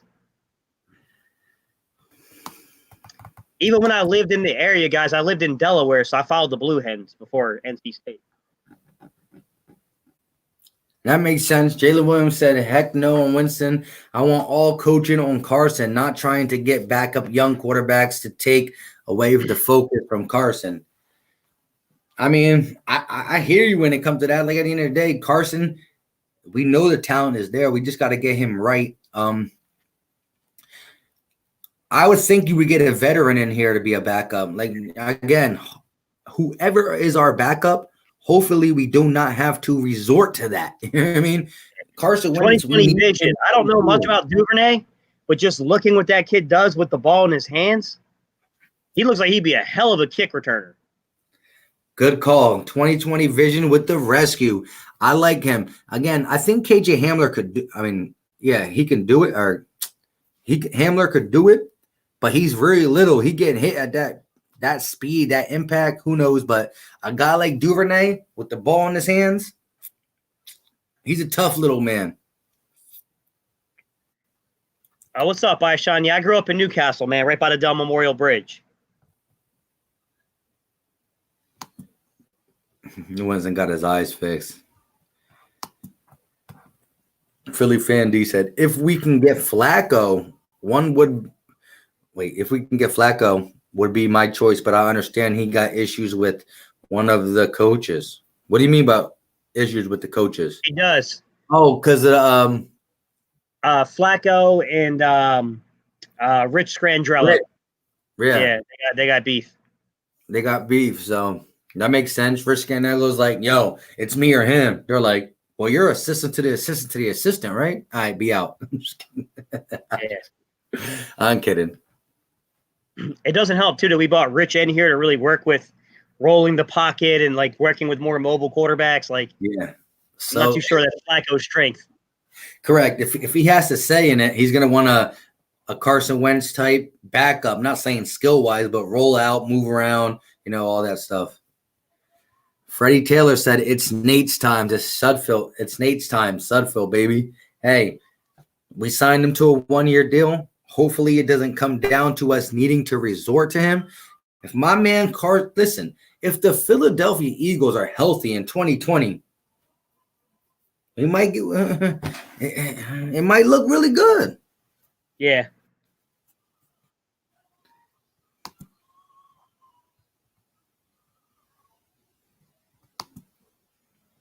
Aishan said, cool, I placed bets in Delaware just to get away a bit.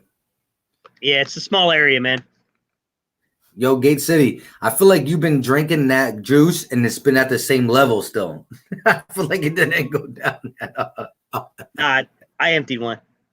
All right, I was about to say, because, you keep putting it back. And I'm like, dang, how's that bottle still full?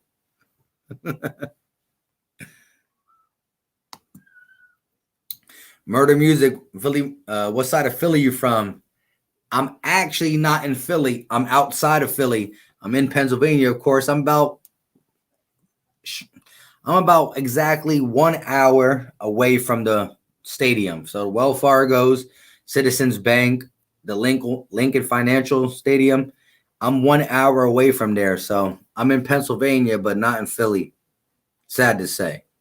Actually, right now, Philly's pretty hit with the corona too. Like, I'm in a part of PA where it's pretty good.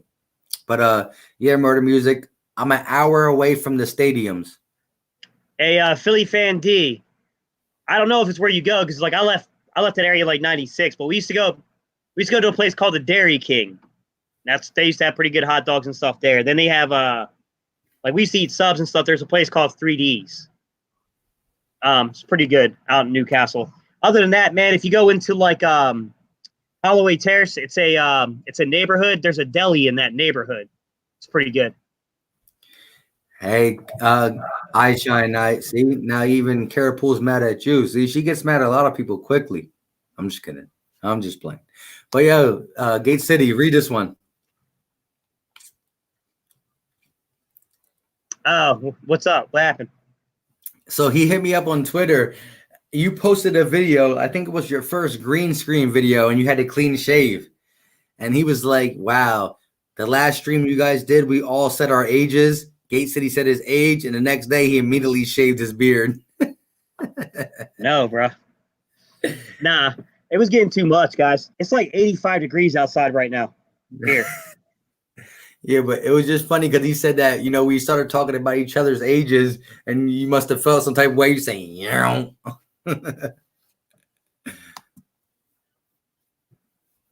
Yeah, it's weird, man, because like when I taught, I was an old head. I was one of the older teachers.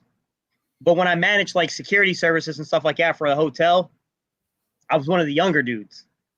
But I was running this huge department. I've always had like a weird relationship with that, like between being younger, being older. He said, he's eating a cheesesteak watching this. That's kind of hurts me because I'm starving right now. Like, you know what I mean? I'm ready to go eat my dang self. Yo, on the topic of hot dogs, I'm not even kidding. Some of them might know this if y'all from North Carolina. There's a spot out here in North Carolina. It's called, what's the name of that damn shit? Snoopy's. Snoopy's hot dogs. Bro, they sell, I'm not kidding you, man. It's for a cheap meal, bro. It's one of the best things you can get. It's out in like Raleigh, that area. He's in Vegas.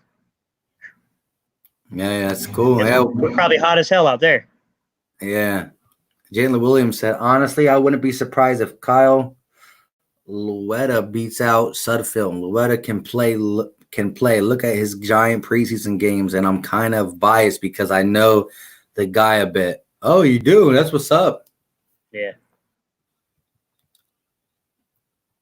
Yeah, I don't know about you, Gay City, but man said about a cheesesteak. Now I'm even extra hungry. So I'm thinking about getting off in a little bit.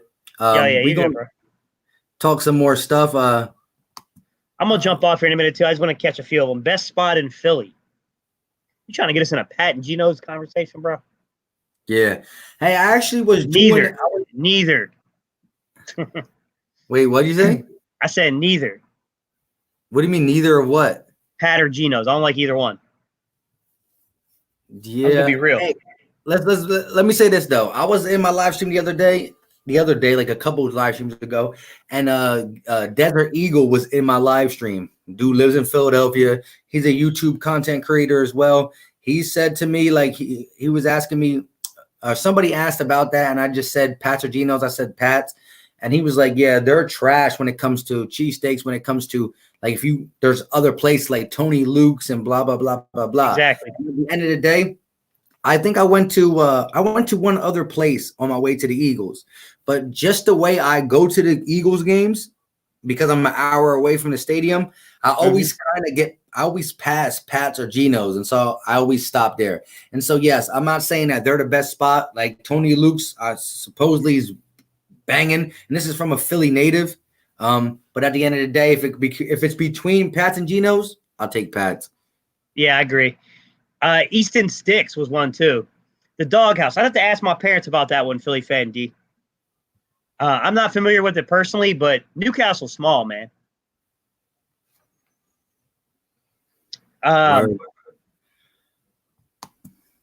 Easton Sticks. What did you think about that? You think he's going to be an Eagle? Say it again. Easton Sticks. You think he's going to be an Eagle? I think he was with the Chargers last year. I think. Yeah. I'm not too sure. What do you think? My gut instinct says probably not, but I think they're still waiting to see what Josh McCown does, honestly. It's not necessarily the move I would make, but it just feels like that's what they're doing to me. Yeah. Hey, at the end of the day, I was talking to Philly Fresh earlier, and Gate City, man, I know you far from the Eagle Stadium living in North Carolina, but this season, coronavirus goes away. We got to get tickets. We got to go. Yeah. We'll have to pick a game and do the tailgate, bro. Do it right. Yeah, we pick a game. We're, way down the line. We prepare ourselves. We get there and we do what we got to do. And then we do like a little quick live stream before the game and all that good stuff. But yeah, we got to get to a game together. You know what I mean? As long as this pandemic goes down, and whatnot. Back up. Sorry, guys. My dog's trying to poke her head around the corner here. Back. She's trying to get up in the video. Charles Smith said, I think the Chargers will cut him.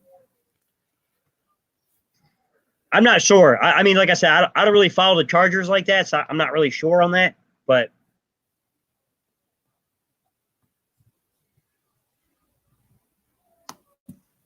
Charles Smith said, Philly fan D, we'll definitely have to do something like that. We'll do like a little tailgate party. Hey, listen, you know what we actually might do?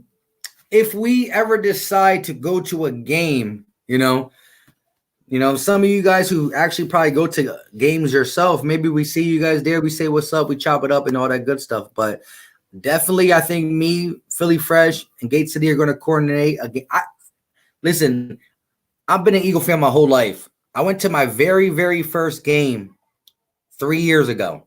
My first game. I'm 29 years old. I went to my first Eagles game 3 years ago, and ever since then, I've been going to about two games a season. I can't stop now. I was actually at the Atlanta Falcons divisional round playoff game. It was cold. I had a headache, but it was a great time. But at the end of the day, I'm trying to go to at least one to three games a year. But I would like to coordinate and get a bunch of us, YouTubers to the game at the same time. It'd be cool. Yeah, man. Absolutely. Can I get this answered? Why ain't we get to the Super Bowl with Vic? He was the man. What went wrong? He threw a pick to Tramon Williams. That's what went wrong. Yeah, that didn't help. Yeah, no. Listen, at the end of the day, that year in 2000, I think it was 13, I said to everybody who would listen, and this is my little circle because I wasn't doing YouTube at that time. I said, look, the Eagles are nasty. I like the team. I said the Green Bay Packers are very good too. I said we played the Packers in a wild card game. I said whoever wins this game, the Packers or the Eagles, they will go to the Super Bowl. Now, after the Packers beat us, they smacked Atlanta and they smacked another team. I forgot the other team. And then they beat the Steelers in the Super Bowl. If you look at the Super Bowl game against the Falcons, against the other team, I don't know who they beat, we were the closest team to beat them. We missed a field goal. David Akers missed a field goal early in the game. And then Mike Vick still had the ball. It was not third down. It was like first or second down. He went deep to Riley Cooper, and they threw a pick to Tramon Williams. Like, at that point, you didn't have to go deep. It wasn't the last play of the game. It wasn't third down. You could have just did something else. But Riley Cooper, he went deep to him. Pick, game over. But again, we could have kicked the field goal if David Akers didn't miss it. So I remember that game vividly. That junk hurt. Yeah. The first game, someone talked about 96 Ravens game. I remember that it was like early 2000s. Y'all remember that Brian Billick, the preseason game where he was like walking around the vet and he was like, what the fuck is this? Y'all remember that? He was looking at the turf. He was like, what the? Like showing the lumps in the turf and shit. Like, we're not playing on this. I just remember that. That was like early 2000. That'd be like 03, 04. Hey, Philly Fan D, yo. Enjoy your night. Appreciate you stopping by.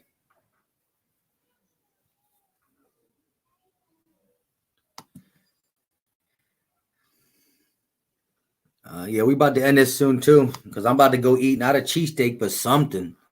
Yeah, I gotta eat too, bro. Philly fam said, "Hey man, I'm really down to go to a game with you guys. I'm almost always there for the tailgates. Hey, that's what's up."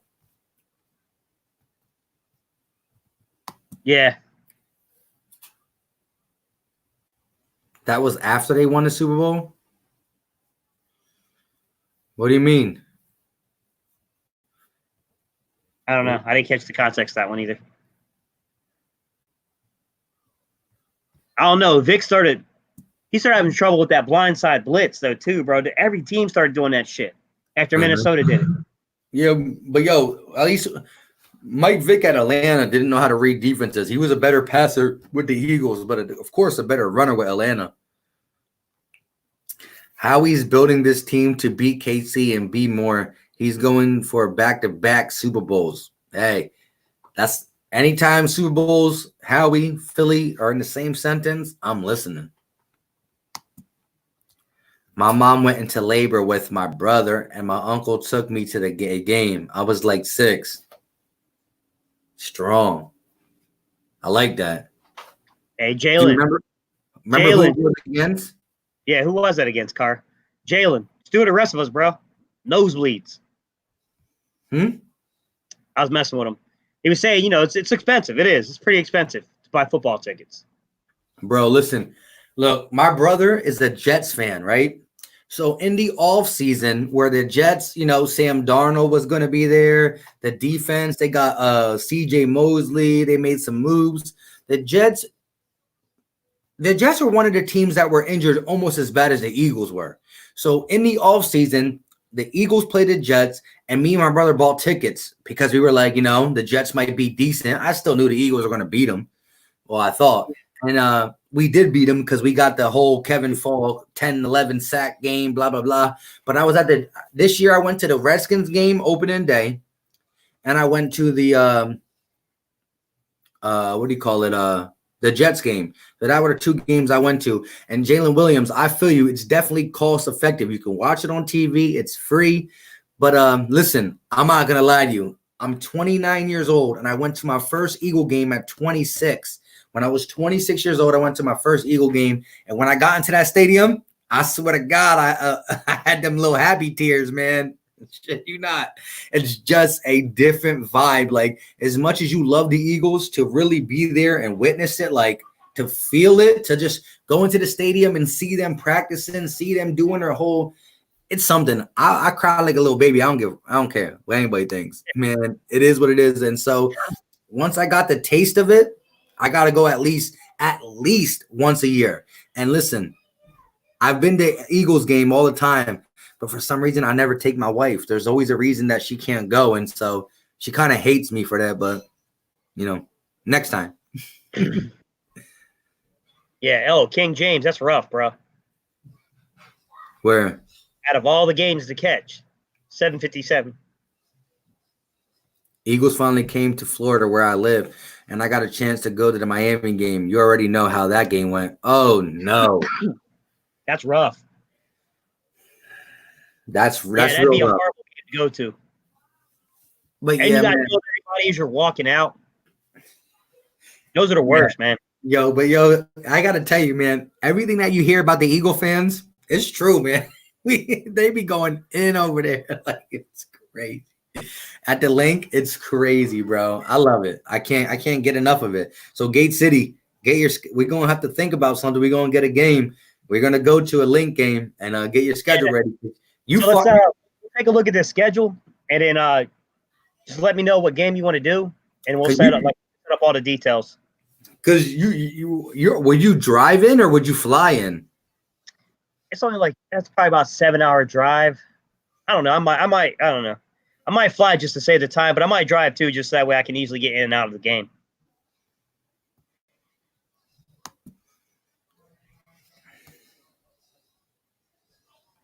M-Doc came in and said, yo, what's going on, bro? We about to end this a little bit. Where's my guy? Oh, yeah, Philly Fresh, bro. He was supposed to be here, but, he couldn't make it. I don't know why. I hit him up earlier. I talked to him for like 30 minutes on the phone, and I don't know what happened to him, but it is what it is, man. Much love to Philly Fresh, too.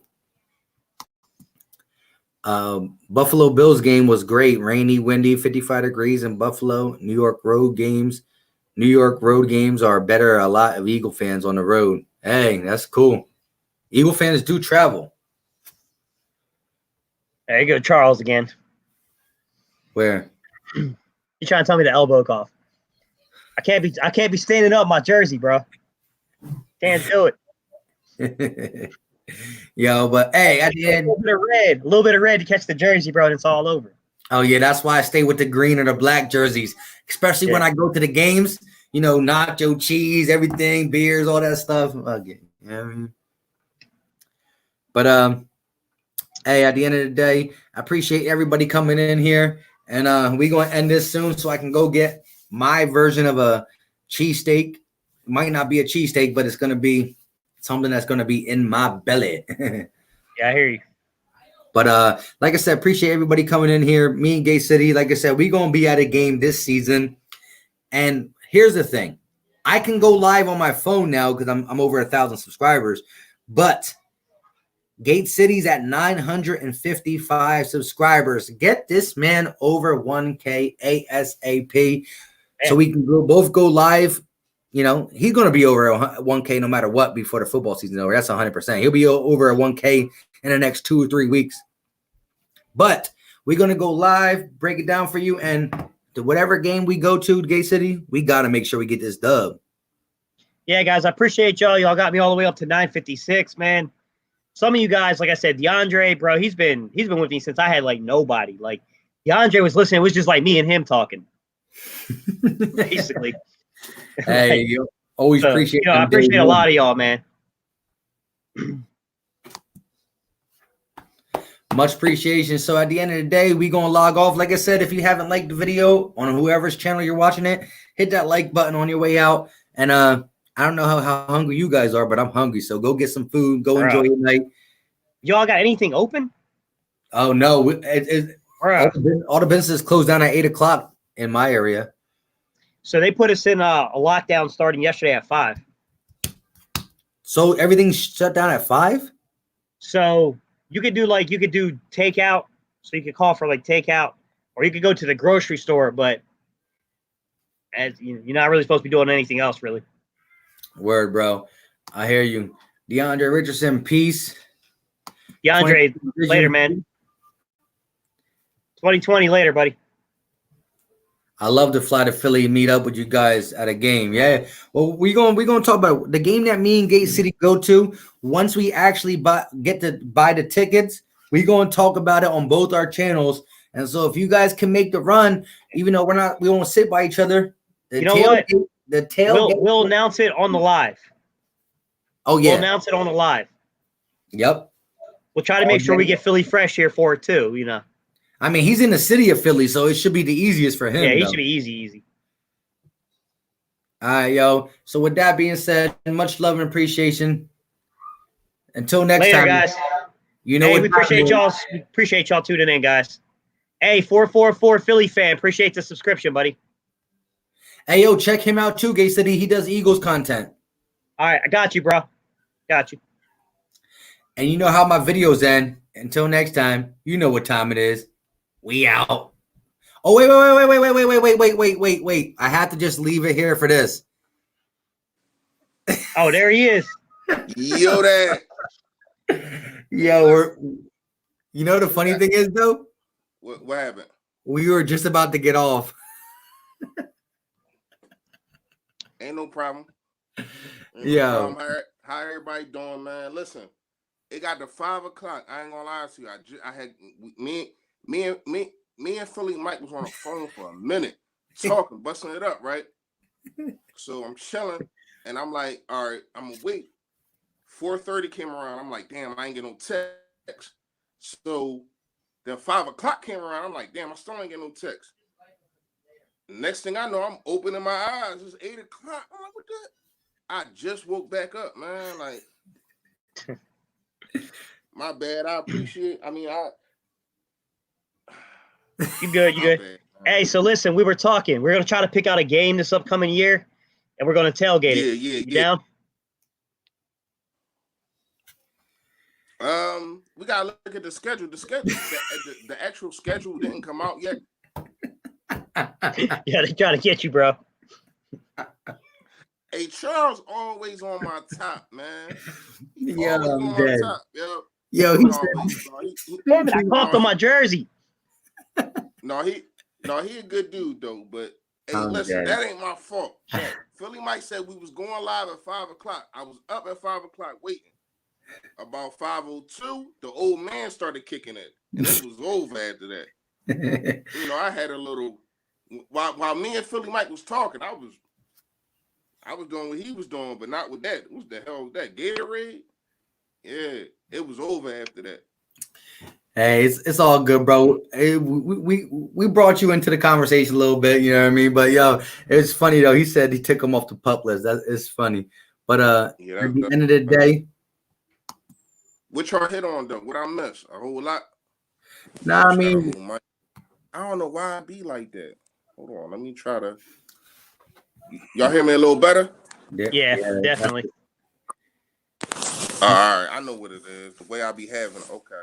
But yo, Philly Fresh 44 Philly fans said Philly Fresh just subbed you up. Appreciate it, man. Check him out too. He does Eagles content too. I can see. I see his logo. I'm definitely gonna check him out. I appreciate it though. But yeah, so man, I'm mad that you ain't get to see me talk my ish, but it's cool. Don't worry. Next week.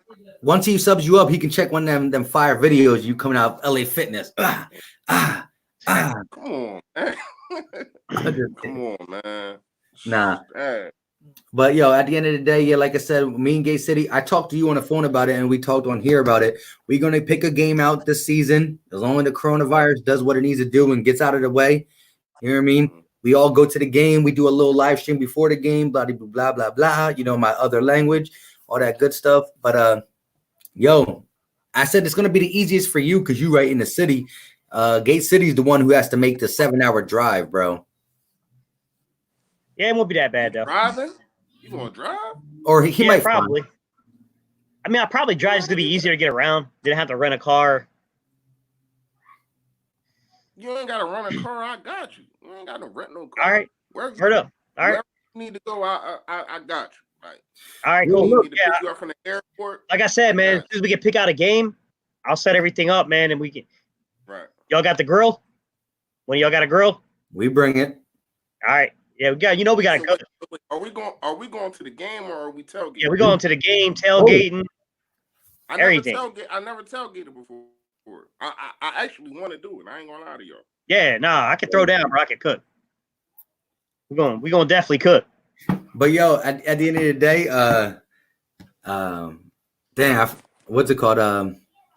Yeah, man.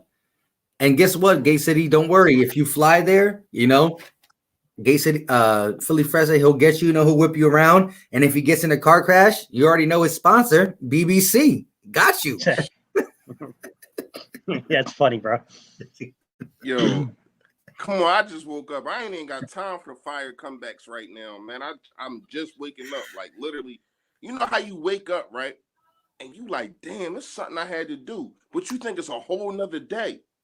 I'm thinking it's a whole nother day, man. So I woke up. I'm chilling. I'm actually sitting in the bed for like 3 minutes. Like, damn, like I think I gotta go to work. Wait, what time is it? I look at the time and then I look at my phone. I see the message from I see the message from Mike. I'm like, oh snap! I wake up, wash my face, brush my teeth. Then I go on my phone. I see y'all been on live for like 2 hours. I'm like, damn. It's a rough day, man. Stop drinking, everybody. Don't drink. You hear me? How'd your birthday go, dude? Oh man, y'all might think this is that y'all might laugh at me about this, but I couldn't go while I was supposed to go to Vegas. So what I did was, and I had put it on like my my IG, my Instagram. I got this big behind TV, right? So I Googled some not Google, but I YouTube like some strippers and all that. And I was actually throwing money at my TV because I couldn't go anywhere. So I'm throwing money at the strippers. I'm throwing money at I'm throwing money at the strippers on my. It was funny, man, but I actually couldn't do anything. So I really ain't do nothing, man. I think I made a video. I don't know. But yo, he said we going to need some salmon on that grill. That's all I eat. That's all you eat for real? Not like literally. I'm about to say. Shit. I guess your shopping list easy as hell. Yo, Charles Smith said he still got a bottle for you. As soon as you get off the pup list, you good. He ain't say nothing about no pup list. Hey, Mike, stop playing with me, man. What do you mean? He said it earlier. I showed you it. All right, he said it earlier, but he didn't just say it right there. Hey, Charles, I'm on your top, but I know you ain't just say that. So, all right. Hey, whenever you got that bottle, man, I'm here, man. I like Paul Masson. That's really it. That's really all I drink. I don't really drink too much. Yeah. All right, but listen, what angles did y'all hit on? I understand we probably about to get off, but I just want to know what y'all hit on. So, really, what we talked about is at 21. I think the big topic was at 21. Do you honestly think, as good as some of these receivers are they really worth the 21st pick outside of the top three?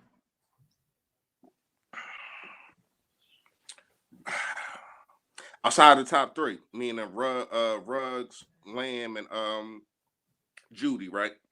Yeah. That's a very good question. That is a very good question. I never actually thought about that because I always thought that if we didn't get Judy, then maybe we should fall back and get Mims or Laviska Shenault or something like that. So that's a very good question. I don't know because I feel as though wide receiver is going to be not overrated. Damn, Mike, what the hell? I didn't drink that today. That's old. I just keep it over here. But he said Crown, so gotta show him that's my stuff. Hey, Jalen Williams, what's going on, bro? I don't know, because my next guy probably would be Mims. It's a lot of dudes that got me that put me on Mims, and I've been looking at this dude. I've been looking at this tape. I've been looking at this workout. I've been looking at this not his pro day, but his actual 40 time and all that kind of stuff. And I think he is the next guy, but I think he will be there in the second round. So everybody after at 53? At 53? No, I'm not saying at our second round pick. I'm just saying second round, period. I think everybody after Ruggs, you can find in the second round. You know what I mean? That's just my personal opinion. So the other thing we brought up, I was talking to Mike and I said, rumors are picking up because Aaron Moorhead really likes Jalen Reagor a lot. He likes him a lot. I said, hey, I love the kid's film. I'm a huge fan of this kid. I think this kid is going to be a baller in the NFL. But not saying anything about the Eagles front office. I'm just talking about my own personal philosophy. I don't know that it's worth picking a slot receiver or even a Z receiver with slot capabilities in the first round. I just feel like if you're going to pick a first-round receiver, they got to be that traditional X, that ball control guy, that point, running point in your offense kind of dude. I like Jalen Reagor. I like these more athletic guys. At what point do you say that a guy is so athletic, he's so talented that you would supersede your draft grades for positions, like alignments with like wide receivers? So like, I feel as though a lot of people probably feel about that about the cornerback. What's your car brother? What's his name? Diggs. I think because he is a great athlete, right? But I just feel as though he doesn't play the position soundly. You know what I mean? He's really not a guy when you look at like he's a shutdown corner. He's a lockdown corner, but he is so athletic. When you break it down, it's like, man, I can really, really groom this guy and be a very, very good talent. So I agree with everything that you just said, but I feel as though the only one that I look at like that in the draft is Diggs. You know, if you get what I'm saying. Yeah. If you're looking at a 21st pick where it's like a T. Higgins, Justin Jefferson, Mims, Denzel Mims, Jalen Reagor, one of those guys, would you consider going a different position, even though we know we need at least two receivers? Or do you just go ahead and reach? I just put a video up today. I'm not reaching, but we really have to understand Howie has done nothing on the offensive side. And I'm not going to say I'm mad at that because usually it is the offensive side and the defensive side. But you need talent at the wide receiver position. Now, I feel as though if I can give up something for next year, a pick for next year, not first round or anything like that, but if I can give something up for next year to move up, because Ruggs probably will be going at 15, 16, around there. I have to really check the board to see who is right there. But if Ruggs is really your guy, then I would give up a pick or two to move up and get my guy next picks from next year to get my guy, man. I think that has to be your move. You have to come out first round and get your talent, the talent that you want. How we keep talking this aggressiveness and all that and being young, you have to get your talent. And I feel as though this is your talent, Ruggs. Could you guys see a team doing something really crazy? Let's just say Las Vegas. Let's say they do something crazy at the 19th pick and they take, say the big three are off the board, which I don't think is going to happen. But Say the big three are off the board at 19, and the Raiders come on the board and they need a receiver. Could you see them doing something stupid and upsetting the whole draft, like taking a Denzel Mims there, taking a Justin Jefferson at 19? That's John Gruden for you, right? Yeah, I'm about to say that. Yeah, I don't put nothing past Gruden. Wait, let me say this. So Gates said you think at 19, all three, there's gonna be still one of the big three left? No. I'm saying that by the time you get to 19, I'm saying that I expect between the 12th pick and the 19th pick, those three guys are going to come off the board. It could be by 15. It could be as late as 18, 19, with someone jumping up with Miami to go get a guy. So let me ask you, if Oakland doesn't take a receiver at 12, they're circling back at 19 for a receiver. Correct. They need a receiver in the first round. I agree. But now look, with us being a 21, moving from 21 to 18, I mean, you shouldn't have to give up too much capital for that.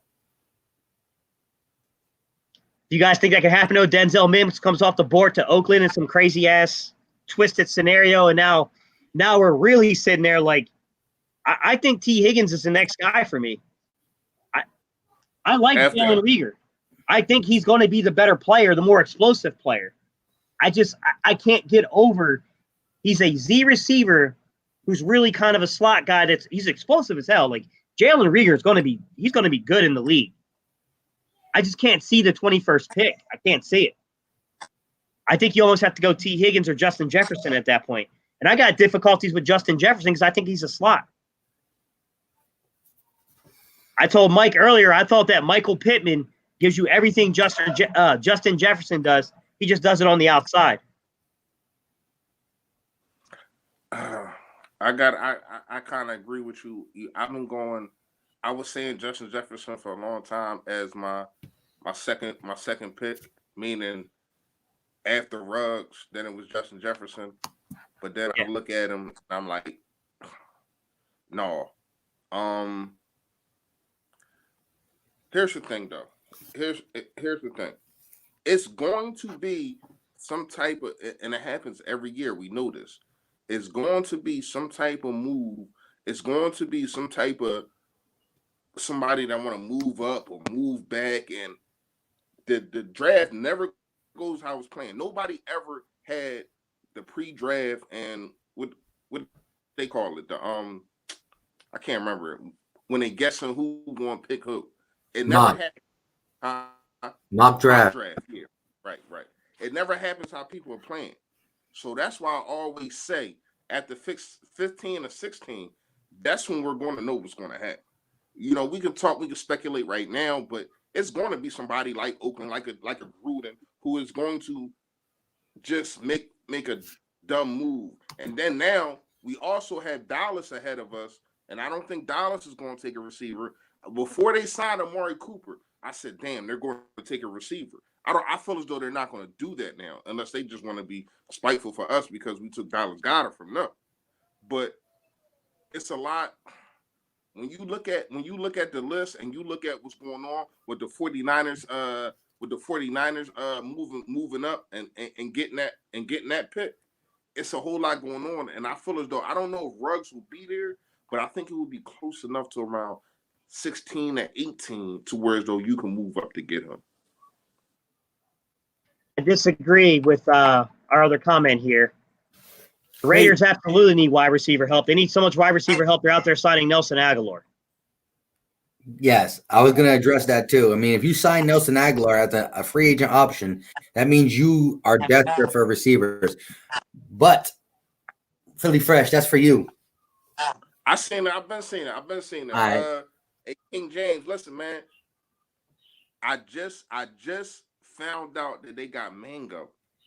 I went to Delaware. No, listen, hold on. Usually I get apple or I get pineapple. That's my thing. Apple. But in Philly, they don't have no. The apple is the best.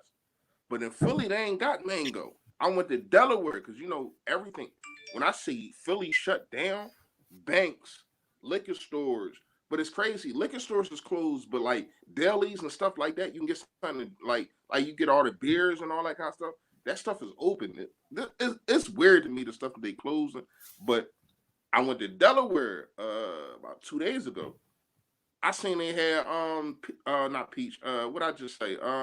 Mango. The lady, I said, y'all got mango? The lady looked at me like I'm crazy. Like, yeah, we got mango. Where you from? I said, I'm from Philly. She's like, oh, okay, I understand that.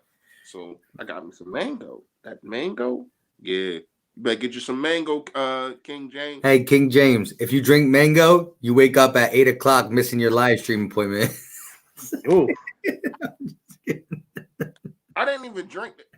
Hey, Mike, you really trying to get on me right now, and you know I'm just recuperating, and my brain and my alter ego and my equilibrium, it ain't all coinciding right now, man. Nah. You right, bro. I'm going, next week, it's on. It's on. So, ho. Now that we on that, me getting on you, how you feel about Perriman being gone? Did y'all talk about that? Gate City, did y'all talk about that? What? About Perriman being gone. You know that's his guy. Oh, Perriman. Nah, bro. I didn't want to hurt him. I didn't want to bring out them bad feelings. Hey, it is what it is, bro. Guess what? Yeah. My brother's a Jet fan, so let him enjoy Perriman. I knew he was going to be hurting too, because, then he signed with the Jets on top of it. But that's Right now, you still ain't talk to your brother, huh? I hate him. But, the crazy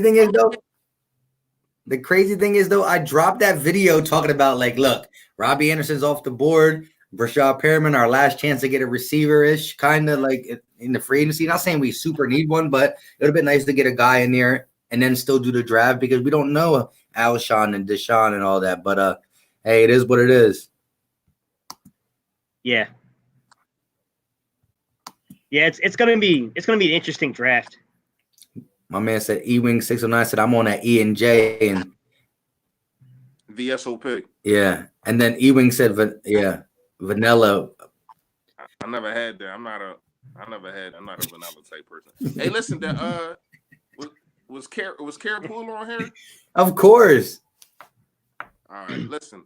I don't know if she's still here, but I thought about this yesterday. I gotta shout her out, man. Being really like the only woman with a bunch of egotistic men, and being able to the way she comments and the way she breaks down stuff, man, I appreciate it. And it's really not a lot of women like that, and I've been wanting to shout her out about that. But being in a live stream with a bunch of men and holding your own, I got to give her a props. Yo, in our last live stream, I don't know if y'all was watching the comments. Some dude was hitting on her bad. Like, I don't know who this dude was. He just popped up. Yo, listen real quick. On that note, read this comment first before I get on that note. I want to say. All right. Philly Fresh was a game time decision. This dude ain't stopping. All right, I'm on your top, man. I'm on your top. Nah, but so Kara Poole says, "What's up?" See, she probably wasn't watching, but she heard that she just got that spidey senses. Know we were talking about her, so she popped back in. But at the end of the day, there was a dude on here. There was a dude on here who said, "You know how you say GOAT for greatest of all time?" Mm-hmm. He called Kara the coat for cutest of all time. That me dying. That is one of the corniest things I ever heard. Oh, he's going with the jersey. He's going with the ball. I know, bro. I already got it. Now I'm like, shit. Now I gotta go put it in some stain remover. Yeah, I'm dead.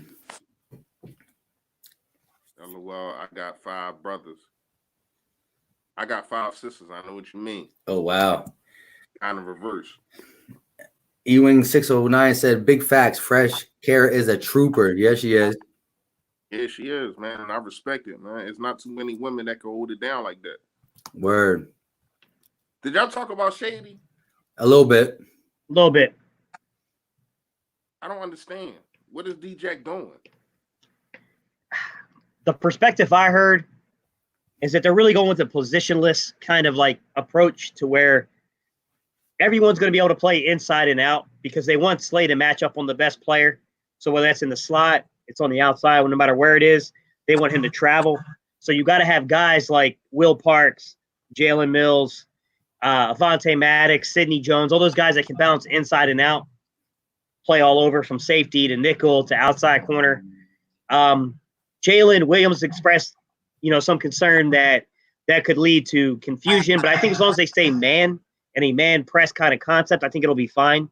I mean, yeah, if you start zoning, if you start really getting into zones, yeah, of course, like it's going to be a pretty tough assignment to have to note 3 different zone areas. But Philly Fresh, since you haven't been here, take this question. I think Malcolm Jenkins would have stayed if he didn't ask for money publicly. However, Howie doesn't want Miles, Dallas, etc. to think that's the future culture. I agree with you, but I agree exactly with the first part that you said about he shouldn't have the way that Malcolm did it, being public, saying that I'm not coming back, and a lot of people want to give the Philadelphia Eagles smack for not bringing back Malcolm Jenkins, but Malcolm Jenkins didn't do it the right way, man. If you love this team like you say you love this team, even though you didn't get the contract, first of all, you signed the contract. This is what I don't understand about these players, right? What's up, little man? Say what's up. What's up? Say, we got the Eagles. We got the Sixers. We got the Eagles. We got the Sixers. Philly talk. Oh, you do it better. All day. You do it better than your dad. There we You go. do it better than you, Mike. Man, what's going on? You need to put him on your intro. No. Who does? Oh, dang. Put this bird out the house. Get the bird right now. nature fighting back, bro. In my bird. All right, y'all go. Get up. Get about. Oh my. You looking like the dude from Philly 500 intro. Oh my God. That's a big ass dog. No, the dude that he hit, I don't know who this dude is. He act like he's shooting somebody and the guy gets shot in the eye or something. But anyway, listen. I felt as though Malcolm Jenkins didn't go about it the right way, and you had to not sign him. That put pressure on the organization to not sign him, because this organization has been in a chokehold by Jason Peters for a long time, and I feel as though a lot of things are changing in the front office. Like how we keep saying he wants to get younger, and I feel as though one of the reasons why he's saying that is because he's been actually bullied by dudes that won a Super Bowl and older dudes. Go back to the other one. I didn't get to read that. And older dudes. You know what I mean? So it's like you had to make this move, man. Go eat Philly Mike. Philly Fresh is your sub. Next man. So that's funny. You've been saying you was about to go eat? Because we were about to end this when you popped up on my screen and I put you on the It's screen. all good, though. We were like this. Hey. Hey, listen. That's my fault. I'm not gonna hold y'all up. Oh no, No, you're good. You're good. Hey, Charles Smith, hang on. I want to tackle something here. I don't think that's a fair assessment, man. I don't think that's a fair assessment. Malcolm Jenkins ain't missing those series or snaps. Right. That's not a fair assessment. Yeah, he don't get hurt. And he's significantly still younger than both Sproles and Peters. They both over 30, but they're not nowhere near the same age. There's a significant difference in age between those guys. Especially with y'all understand in the last 2 years, and I love me some Malcolm Jenkins. In the last 2 years, he has been the only. When I say only, I really mean only. In the last 2 years, he has been the only secondary player that has not been hurt. Yeah. Just go down the list, except for like Sendejos and them dudes that's not really start, stuff like that. But I'm talking about actual starters. He has been go live Philly Fresh. I wish I could. I gotta get my computer back. My kids got it. My kids got my computer right now with the Corona stuff going on. They got to do their homework, so they got my computer right now. And how come ain't nobody talk about Gate City shaving, man?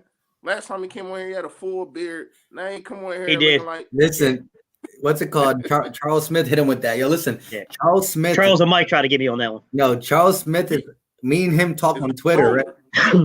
Right. We talk on Twitter. So listen, as soon as Gate City put up a video like 2 or 3 days ago with his new green screen, and he had his fresh shaved, and Charles Smith immediately hit me up and was like, "Yo, why'd you do that to Gate City? Y'all were talking about everybody's ages, and this man goes shave his beard as soon as you."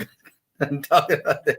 It's crazy because when I'm commenting on that video, I know exactly what he's talking about. I think it was like the next day, actually. Like I really think Gate City got off of this joint and shaved his beard from the rip. Like, oh no, oh no, people think I'm 30 something. I'm about to look 20 something. But yeah, that's how I feel, man. And another thing that I really wanted to hit real fast was, I feel as though we do put pressure on Howie, and absolutely right to. But really, the only position that we put pressure on Howie is the wide receiver position. And I want to know from y'all, I don't know if y'all talked about this. I apologize once again. But would y'all go get Demarcus Robinson? Because that's really the only guy. And we talked about this on the phone. Philly Mike, DJ Moore, that's not happening. He signed. That, right? He signed with the Chiefs. When he was sleeping. Yeah, today. It just happened not that long ago. Yeah. Yeah. So now the theory is the Chiefs might let go Sammy Watkins. They might release him. I mean, when you re-sign him, that's something different, but his price tag is kind of big. Yo, Marcus, at the end of the day, he said, all good, bro, to you. And same with his kids. But yo, like you said, make sure everybody in the chat, not just Marcus, but everybody be safe. Like I said, it's probably won't kill you, but at the end of the day, it's something that you don't want to get. You know what I mean? So stay safe. Do what you got to do. You know what I mean? Yeah. And be hey, safe. y'all be careful, man. Don't go out there thinking that you're young, so you ain't got to worry about it. I'm telling you, man, if y'all go watch, what's that dude's name? Dan Mace. He's a YouTuber. He got it. He got the coronavirus. He's only like 29, 30. Listen to how he describes the coronavirus, guys. That's not something I want to come into contact with. Yeah. So like I said, man, stay safe, especially those who have kids. Make sure you do what you got to do. You saw my little man on the screen. Like, you know what I mean? Just do what you got to do. Marcus and the whole chat, stay safe, bro.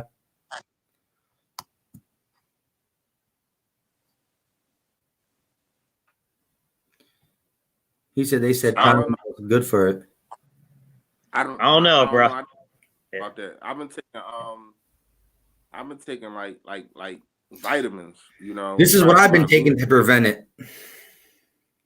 Yeah, that's definitely the wrong way to go. Anybody that's watching, don't do that. But anyway, in all seriousness, no, I'm hearing a lot about, you know, vitamins, vitamin C, you know, then you know the natural stuff, orange juice, grapefruit, stuff like that, you know, to keep your your immune system right, keep your immune system better. Even, I mean, it's not like it's preventing you, it's nothing that's preventing you from getting it if you get it, but it's easier to fight off, you know what I mean?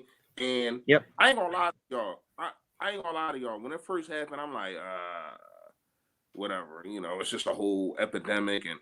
But then when I seen dudes dying, like my cousin, one of his friends just died in New York.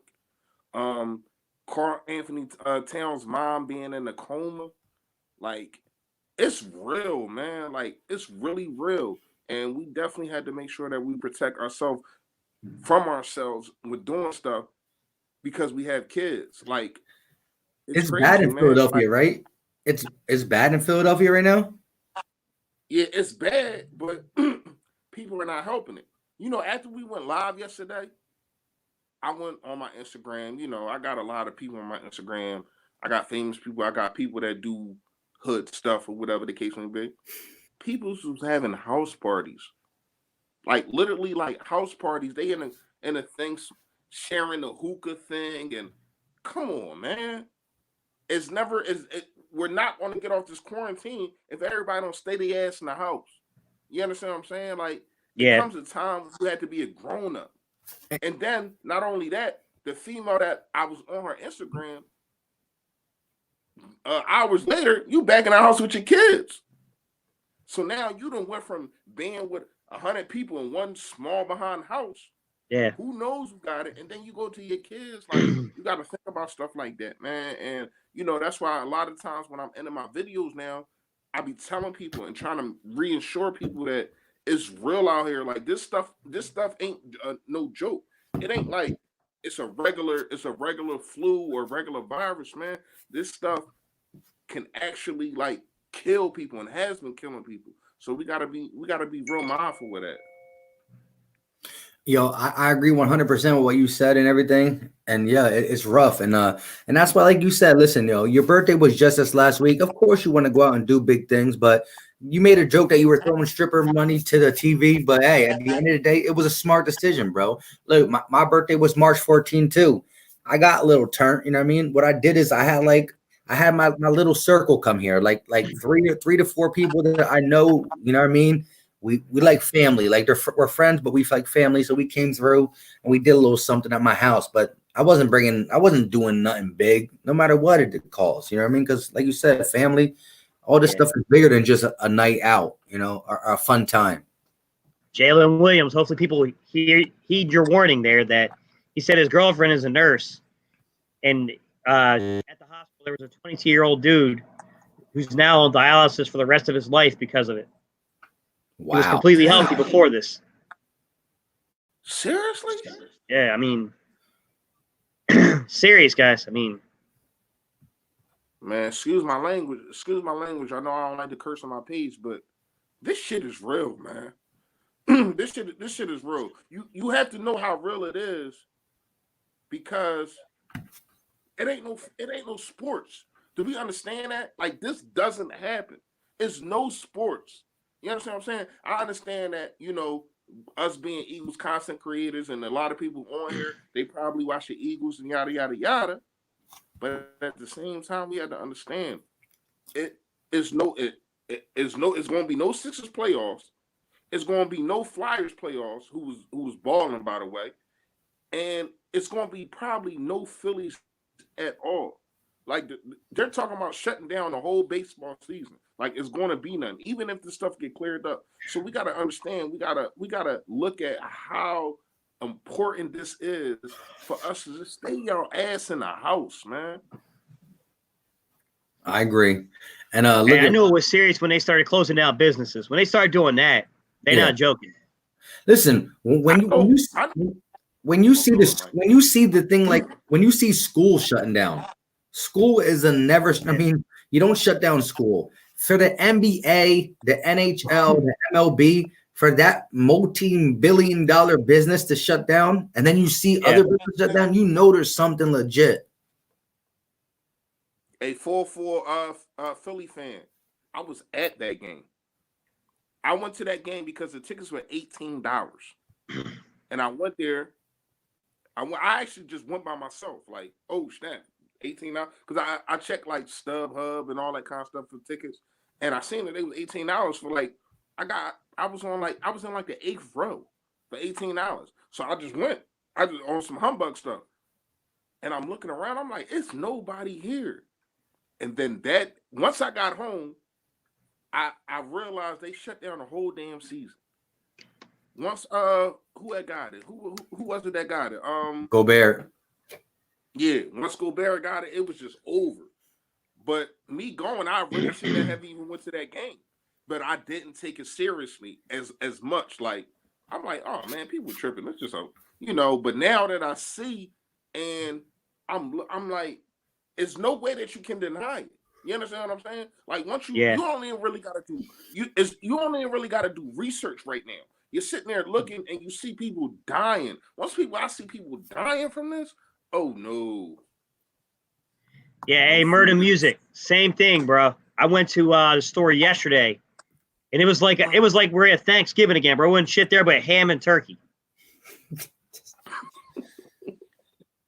What about the toilet paper? Y'all had toilet paper? No, bro. Listen, so they started limiting it here, so you can only take one roll. My brother, I haven't had to go get it recently, but my brother said that he had to pay like $26 for Angel Soft or some shit like that. Yo, there's no TP up in my area. Yo, none. Yeah. But it's crazy. Why is that the first thing to go? What are we like? Like, yo, listen, at the end of the day, you need food and water. Like, that's gotta be before wiping Yeah. your ass. Like, Yeah, Exactly. you can't. You're not shitting nothing out if you ain't getting food. Like seriously, why is toilet paper is really an epidemic right now? It's like it's just crazy, man. This world. you gotta use this paper. Hey, listen, I get my behind right in the shower if it came down to it. Like, but oh man, it's just crazy. But the crazy part is we as a culture, we as a like the United States, now that you're looking, it's like people just follow anything. Like if everybody's buying toilet paper, I'm going to buy toilet paper. I mean, and I want to give not a shout out, but a dumbass shout out. Meaning this dude was a dummy. I don't know if y'all seen it. It's this one guy. He's playing with the coronavirus thing so much, and he's running around. He's licking toilets. He's taking a lot. He got yeah. He got videos. He's licking toilets on it. He's just doing. Yeah, some dude got charged. He's Yeah. coming like 10 other friends and sharing lollipops. They licking it, yada yada yada, and just trying to be funny about the corona thing. And he ended up getting it like 2 days ago. You know what I mean? Like, so, man, we got to make sure, because that could have turned into an epidemic to where everybody trying to be funny about it. Like, we got to understand it's not like how we was growing up. Like, it's more followers in this world than, and I ain't talking about Instagram and Twitter. I'm just saying it's more followers in this world, man. And It's definitely a copycat world. Yeah, you're right. Yeah. Exactly. Yes. Exactly. Some guy just got hit with terrorism charges for that shit. A lady got hit with terroristic threats because she said she had the coronavirus. She's coughing on food in the grocery store, and the dude said he had to throw away $35,000 worth of food. Yeah, but yo, let's give Charles Smith a big shout out. He said, "Believe it or not, it's guys like you all that help us keep us occupied for hours talking about something we love. Appreciate you guys for this and everything." And then Jalen Williams said 100 to that. You know what I mean? Appreciate you. Listen, and at the end of the day, we appreciate you guys for coming in here, because you guys keep us entertained with your comments and and listening and stuff too. So we appreciate you 100. Jalen Williams, Charles Smith, Paul 44, Carol Poole, Murder Music, all the guys commenting, Marcus, DGAF, all you guys. Appreciate every one of you. Oh, damn, Paul, that grocery store's near you? Oh, where do you see that? Paul L, 44. Yeah, but yeah, I heard on the radio. So she was just coughing. She said, "I got the coronavirus," and she was coughing on all this stuff. But like, how do you get to $35,000 worth of groceries coughing on it? With I would have threw an apple at her head like smack. I would have too. I just don't get why people think that you could play like that. Like, come on. Yeah. Like, because people are not taking this seriously. You know why? Because it hasn't hit home, their home. It hasn't been around somebody that they know or that they love. Once that happened, it's too late. You understand what I'm saying? Yo, that's disgusting right there. Yo, people need to just grow the heck up at the end of the day. Yeah, this corona challenge. I like you said, people licking stuff in the grocery store, but I've seen people actually licking toilet seats. Like the dude that actually finally got the coronavirus, he literally was on his Instagram licking toilet seats. Like, why? Even if it wasn't a coronavirus, why would you do something like that? And it's not like this dude is like 17, 18. This dude is like 25, 26. Ridiculous, man. bruh. Folks people are crazy, dude. Like, I don't get the rush on toilet paper and shit either. Like, what? I mean, really? You need that many rolls of shit paper? Like, you don't. You just want to be first. Yeah. That's the problem, and that's another problem with this world and with the media and sports. Like with R.I.P. Kobe Bryant. Like with the Kobe Bryant situation, people don't want to be right. They want to be first. You know what I mean? All type of people putting out all type of stuff. Rick Fox was on all his kids was on a helicopter. Like, stop trying to be first, just be right. Like, you gotta understand, man. Like, this world is real. It's not just to your entertainment. You gotta make sure that you're right. He was gay, so that ain't the worst thing. I'm dead. Hey Charles, do you really know that, or you just say that? But that is crazy. But yo, like I said, I appreciate all you guys because, like I said, I'm doing a video, but you guys' comments be killing me. You know what I mean? At the end of the day, and Philly Fresh, although he was late, he logged in a nice 20 piece in here. And it's cool because at the end of the day, it's going to be a every Saturday thing, and so Philly Fresh will be here. You know, he's a member of the crew. And like I said, I look forward to going to an Eagle game with all you guys. You know, hopefully this thing dies down and we're able to go to an Eagles game. But I look forward to it. Hey Marcus, I got Mims over Jefferson personally. Yeah, I would have to say that too. At first, I didn't. I thought, like, if you look at my old videos, I really had Jefferson as the guy at 21. But then when I break down Mims, man, he's a different beast. I would even take Shenault over Justin Jefferson for real. But I wouldn't take Shenault over Mims. Like, yeah, Mims is fire. I like Mims a lot. He is, but he's just not a first round talent to me. That's the only thing. I don't want that to be my first round pick unless I move back and get him in the end of the the end of the first round or the top of the second round. You know what I mean? And I do want the guy, but I just don't feel as though he's worth the 21st pick. And I feel as though you will be reaching for him because how he put himself in this predicament by not finding anybody in the offseason at the wide receiver position. Bruh, what is wrong with people, man? That tells everybody if she gets it, she get it, and still gonna come to work and show people it's not serious. And she's seriously about that, man. I would quit or turn her ass in. Seriously, I'm not playing about that. Like, it's not Hey, I had to check my son the other day. I'm on the phone with him and he coughed and he like coronavirus. No, this is not something you play with. And I had a long talk with him about it. And I hope that things. I'm not gonna say he does. He's 13 years old. You know what I mean? And with all this Instagram stuff and all that kind of stuff, that's what kids follow. That's what they listen to. But I had a long talk with him about it, man. If Sammy falls to us, which you prefer? Who was Sammy? I think Sammy Watkins is what he's referring to.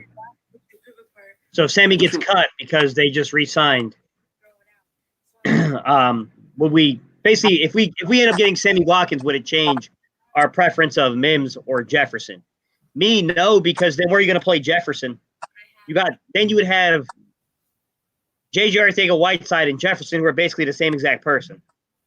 You know what I mean? Jefferson's a lot faster. I'm not trying to take away from his speed, but they're both kind of these weird slot guys that can play the X. I mean, I just think you'd get repetitive at that point. Right. I actually gotta agree with you. Sammy Watkins is. See, I'm not looking for. It has to be a starter. I'm just looking for a veteran presence at the running back. And I understand we got DJ. I understand that, but I need another veteran presence and somebody that can be a body because we already know somebody's going to get hurt. I talked to Philly Mike earlier about DJ, and he feels as though DJ is going to play double-digit games.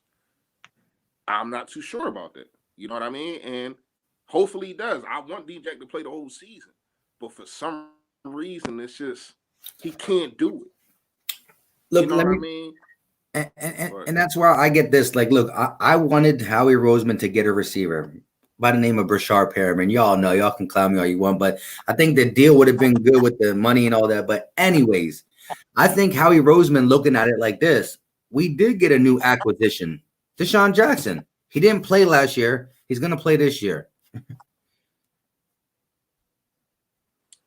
You hear me, I Gacy? mean, Sorry, say it one more time. I think Howie Roseman is looking at it like we kind of did get an acquisition at the wide receiver position, because you can count the game in 2 quarters that Deshaun Jackson played, but he didn't play in 2019. So we're getting a new receiver in 2020 in Deshaun Jackson. Yeah. He didn't play. Yeah, I think when you look at the roster, it's more so for the long-term future. Oh yeah, You know, definitely. you don't have those guys probably past next year, but Hey, Murder Music, yo, that's crazy. I feel you on that.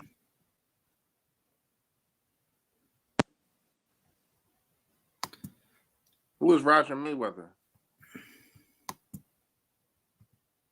sorry, say it again, guys. I'm sorry.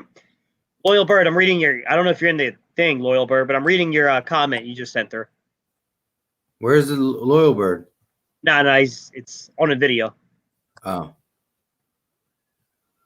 He's comparing Claypool to Megatron, which a lot of people. physically, yes, but I'm not going to call him Megatron. Nah, nobody can be called Megatron until you put up Megatron numbers. I like Claypool, but his catch radius is not what Megatron's was. Megatron's catch radius was crazy. Like probably one of the best in NFL history. So he's asking me if I think, like, would I take him at 21 in the first? No, me personally, I wouldn't touch Claypool in the first round. It's not. I think he's going to be a good football player, but I think he needs a lot of development. I think you can't get your guy in the second round. He's a third round guy to me. Yeah. I like what Jalen Williams just said, because here's why. We already know Doug is a screen happy person. And if you just look at the roster right now and at the wide receiver position, it's really nobody to run screens. I mean, you can do DJ, but you can't put him in harm's way that much, especially being 32, 33. But if we get Sammy Watkins, that is somebody that you can put in the screens. Doug is a screener. He loves to screen. So if you get a dude like that with that speed and shiftiness, I feel as though that definitely can help us at the wide receiver position. Well, I think the elephant in the room is that no matter how we feel about Alshon Jeffrey, he's injured, and he's coming off of Liz Frank. So it's already looking like best case scenario is mid-October. More likely scenario is like sometime in November. And he's still a receiver coming off of Liz Frank. So Sammy Watkins is a lot better than what else we got on the roster, to be honest, at that position. Oh, yeah. So He's definitely an upgrade. He it's a matter of the money to me. It's a money thing. Like, how much money would Sammy Watkins cost? The Eagles aren't going to pay him $10 million, I don't think. Maybe they will, but I don't think they would. But once you cut the contract, his old contract, that's over with. So it don't, but another thing, once he's cut, he can pick where he goes. So I do get right. What you're saying. And so he's probably gonna want some type of money, and so it all depends on the money. But he's definitely an upgrade than anything we got, and he's better than a guy like Brashad Perriman. He's more of a safety blanket. Brashad Perriman was a guy who was like high risk. I mean, low risk, high reward. He has talent, but he hasn't proved it long term. Go ahead, keep looking at me like that. But anyways, Sammy Watkins is a better receiver than Brashad Perriman. I'll say it. I said it. I hate him now. You think so? You think anybody in the NFL is a better receiver than Perriman? Brashad Perriman is the GOAT. No, I'm just kidding. Yeah, Jalen, I wouldn't be offended by those numbers. I think they're reasonable. You're talking $7-8 million a year. I think it's reasonable, but I don't know where the front office is on it. I mean, to me, I didn't think that Robbie Anderson asking for 10 was unreasonable, but they weren't. Now, look, when he was asking for like 14, 13, 14, like, yeah, he was tripping. Right. But I mean, I think even Howie said it, though, that those weren't the prices he was quoted. By the time those prices came around, the Eagles had already moved on. I don't know what they moved on to, though. That's the problem in terms of wide receiver. But I think do you guys tell me if I'm crazy here? I don't think Robbie Anderson wanted to play in Philly. I think he wanted to go back with his college coach in Carolina. I mean, yeah. As we look in the NFL, and after I'll I be right comment, Mike, back. Go ahead, do what y'all got to do. I'll be right back. Go ahead, man. all right. As we look at the NFL and we look at a lot of players and getting with teams, it has to do with coaches that they're comfortable with, coaches that coached them in college, coaches that coached them at other teams that at probably different positions, meaning the coaching position. And a lot of dudes is comfortable. Like if we look at it, most of the people that we picked up on the defensive end, Jim Schwartz has coached already. Dudes like Darius Slay, he's coached already. So it's a comfortability with that. Even though Darius Slay didn't really have a say, but I'm probably sure he did. You understand what I'm saying? Like when dudes get traded, it's not like they say, I want to go there, but they do got the imprint on it. You know what I'm saying? They do come at the organization like, I go to this team or that team. You know what I mean? So it's like, especially, he had an input in it because we are in the NFC. It's not too many teams that give talent like that up to the to a conference rival. You know what I mean? So when you look at it, a lot of these players, and you got to kind of blame basketball for that, because basketball they first started doing it, the acting like crybabies and all that kind of stuff, and basically wanting to trade and saying I want to get traded here. You look at what Kyrie did and stuff like that, and then it was coming down to football, and it's kind of messed up, man. Well, Marcus, we're not paying any receiver $10 million. That's the point. It's a matter of what does Sammy Watkins want? Right now, he's on schedule to make 20-some million against the Chiefs cap. So, right. Jalen, come on, bro. You being too harsh on Robbie Anderson, bro. You don't even think he's barely above average? He's one of the best deep threats in the league, man. Come on. Wait, I don't see that. Who was that? Yeah. Who was that? I don't see. Now, I will say this, Jalen. I prefer Sammy Watkins, even though Sammy Watkins, you can argue that Sammy Watkins had a couple of years that are slightly more productive than Robbie Anderson, but I think Robbie Anderson's been more consistent. What I will say is this. I think that Sammy Watkins is a more complete player, and I would take Sammy Watkins over Robbie Anderson. Yeah, but I'm not going to call Robbie Anderson average to barely above average. I mean, he's not a number one guy, but he's a pretty high number two.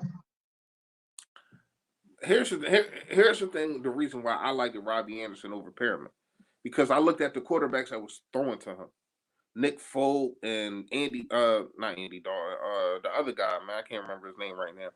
So when you look at the quarterbacks that's throwing to him, he never had an elite quarterback that was throwing to him. Not even in Temple. When he played for Temple, he still didn't have an elite guy that can put the ball up.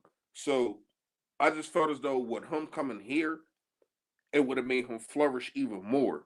I was looking at the upside of things, not just what he did in the past. And that's what we have to do as analysts and as fans also. We got to look at what a guy would do in this system. You know what I mean? Because that means a lot. Yeah.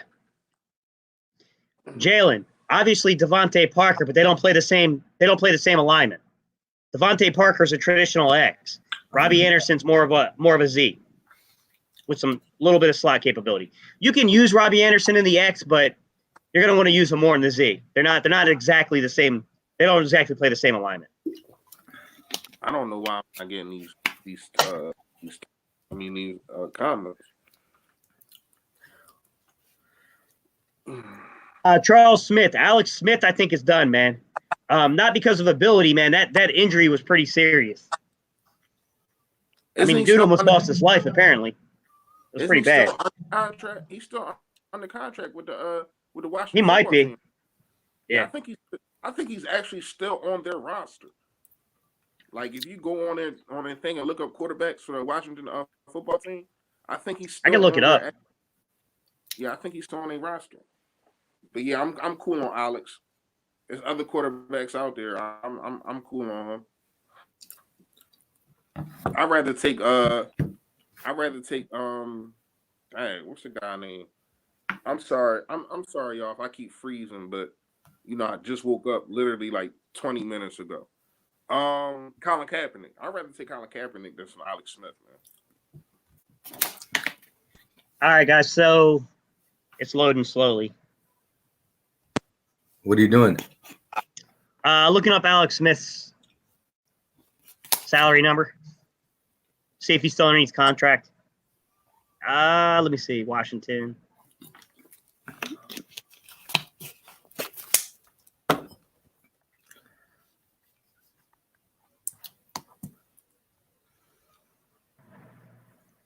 Damn, this thing come on. Start talking shit. Yeah, bro. He's still underneath contract. 21.4 million. Yeah, and I know. I know. Because I forgot who I was just talking about. He's actually a Washington football team fan, and yeah, I just read that. I thought you heard me, Mike. And he was just telling me like, yo, we still have this guy on the roster, and he's still getting paid. With the leg situation, and like you said, he definitely almost did lose his life. Like it got that crazy. Like that injury was so crazy. But I don't think he's playing football again. I hate to say it. I really don't think he's going to play football again, man. So who do you guys want as a backup quarterback if you guys could pick? Man, insert veteran. I just think you're in a lot of trouble if something happens anyways. Yeah, I mean, if we have to go with anybody other than Carson Wentz, it's going to be rough. I mean, Case Keenum hasn't signed yet, right? He did. We just talking about back. He did sign? Yeah. Oh, Yeah, I think most of your legitimate backups are off the board, I think. Yep. Not what's the other guy name? From Baltimore. He didn't sign yet, did he? You said G Ward. Get the heck out of here, Care. No, the guy from Baltimore. The guy from Jersey. He's from Jersey. What's his name? Flacco. He ain't signed yet, right? Well, he's from Denver now. He got released from Denver.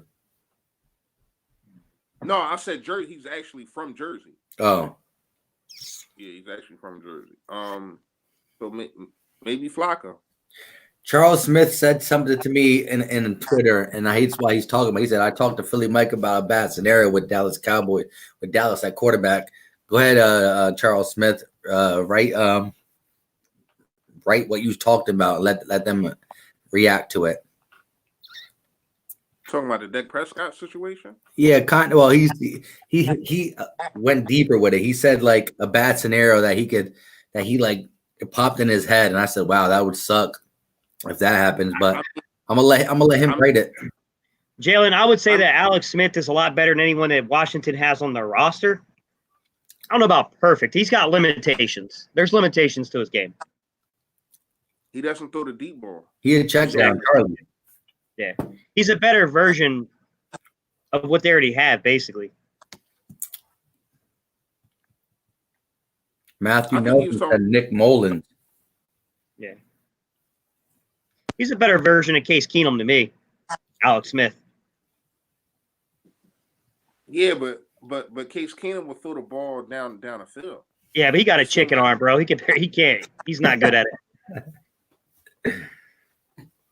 Yeah. Case Keenum. You talking about Keenum or Alex Smith? Case Keenum. His arm's not strong. We're just that strong. bad in the secondary, dude. Yeah, he still attempts it. Alex don't even attempt to throw the ball down the field. I can't say it again, man. I'm sorry, I couldn't hear you. I said, all right, it might not be as strong as you want it to be, but he doesn't like Alex Smith doesn't even attempt to throw the ball down the field. You know what I mean? Yeah, well, he's a true West Coast system player. Yep. Yeah.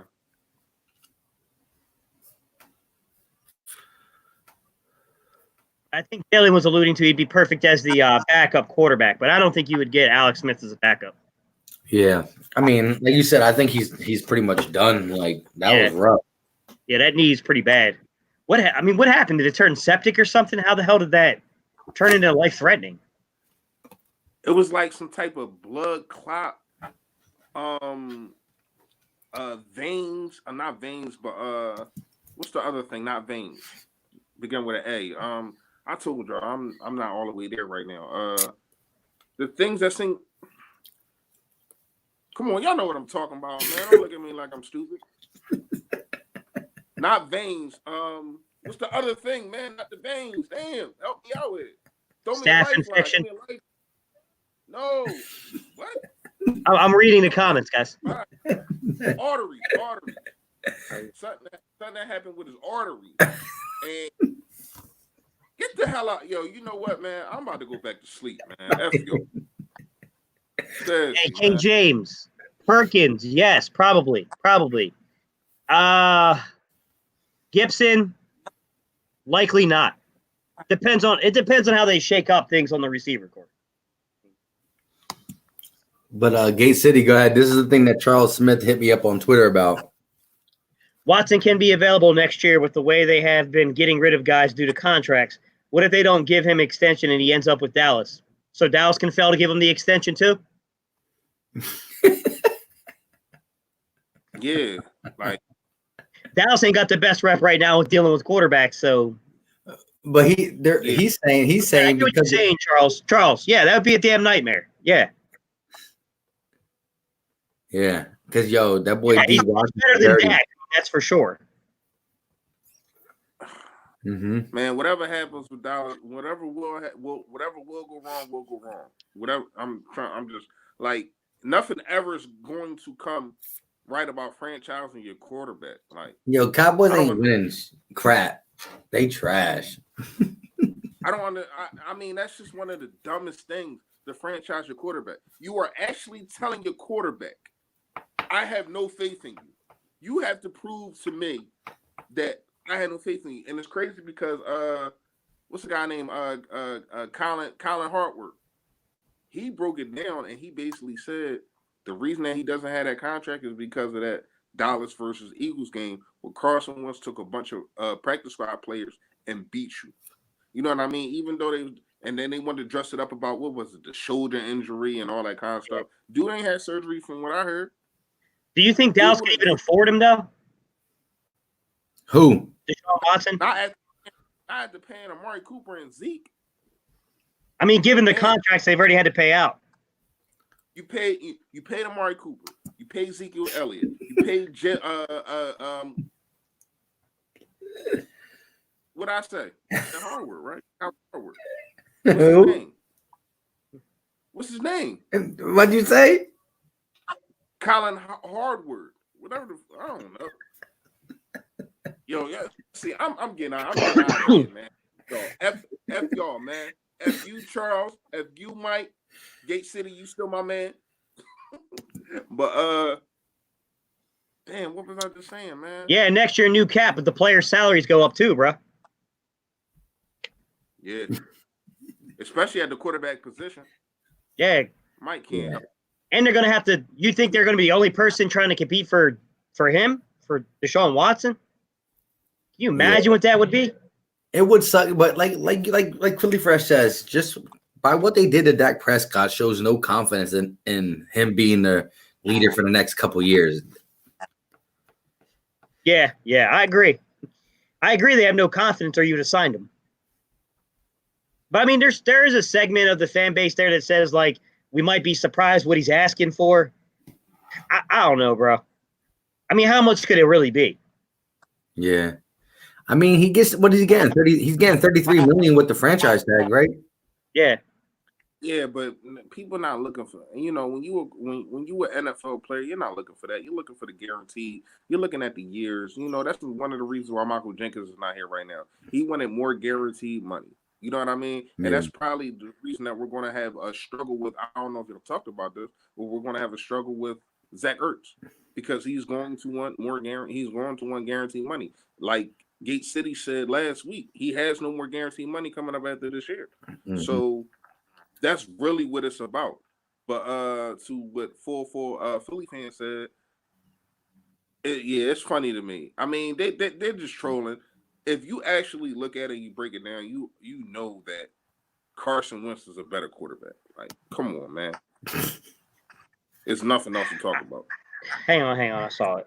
Charles, I get what you're saying. Are you sure it's what he wants? Because I'm pretty sure Bill Belichick will have interest in that too. Mm-hmm. Why am I not getting these? Bill Belichick's got a way better track record of coaching. Just saying. Yo, Philly Fresh. Read the comment. What I say? I don't know, but say it again. Hey, listen, man. I told you I just woke up, and I just woke up from being nice, and I'm still a little nice. So excuse me if I mess up words. Michael wanted more years. He got the same money. Yeah, I thought as though he got guaranteed money though. He got $16 million guaranteed. right, but I thought as though he did that just because it was like, I'm not gonna shop around. He even said it in the interview. He said that. I like that one, Wayland's. Wait, what? Which one? Wayland. Right. But in his defense, that's what the Cowboys get for waiting to be last. He's not wrong in asking for it. That's why you're not last to market. That's why the Eagles beat them to market with Wentz. You're absolutely right. That's why we gotta respect Howie, because you gotta understand it's not about who's better. It's about who's next up. You know what I mean? Like, what the heck? It's about who's next up.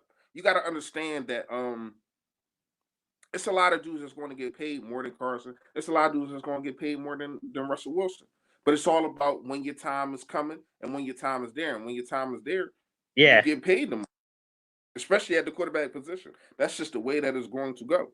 You know, I think that Goff. Okay, you bringing a whole gang. Yeah, gang. You bringing the whole gang. But you do have to understand that when your time is up, being at the quarterback position, you're going to get paid the most. Yeah. Jared Goff got paid like a week later than after Carson Wentz. He's nowhere near the quarter. He's not even on the same tier as Carson Wentz, but he still got paid more because it was his time. And Dallas dumb behind. They wanted to play with Dak, and now they're going to have to pay him probably 40. They better not wait till after Patrick Mahomes get paid, because if they do that, they're really in trouble. If Patrick Mahomes get paid this offseason, they're done, man. Yeah, fresh little curls. You got them. Charles, are you referring to Malcolm Jenkins going to the Saints? I'll give you another scenario that you just raised, Charles. What about you got New England, who's going to need a quarterback? Dallas, if they're not happy with Dak.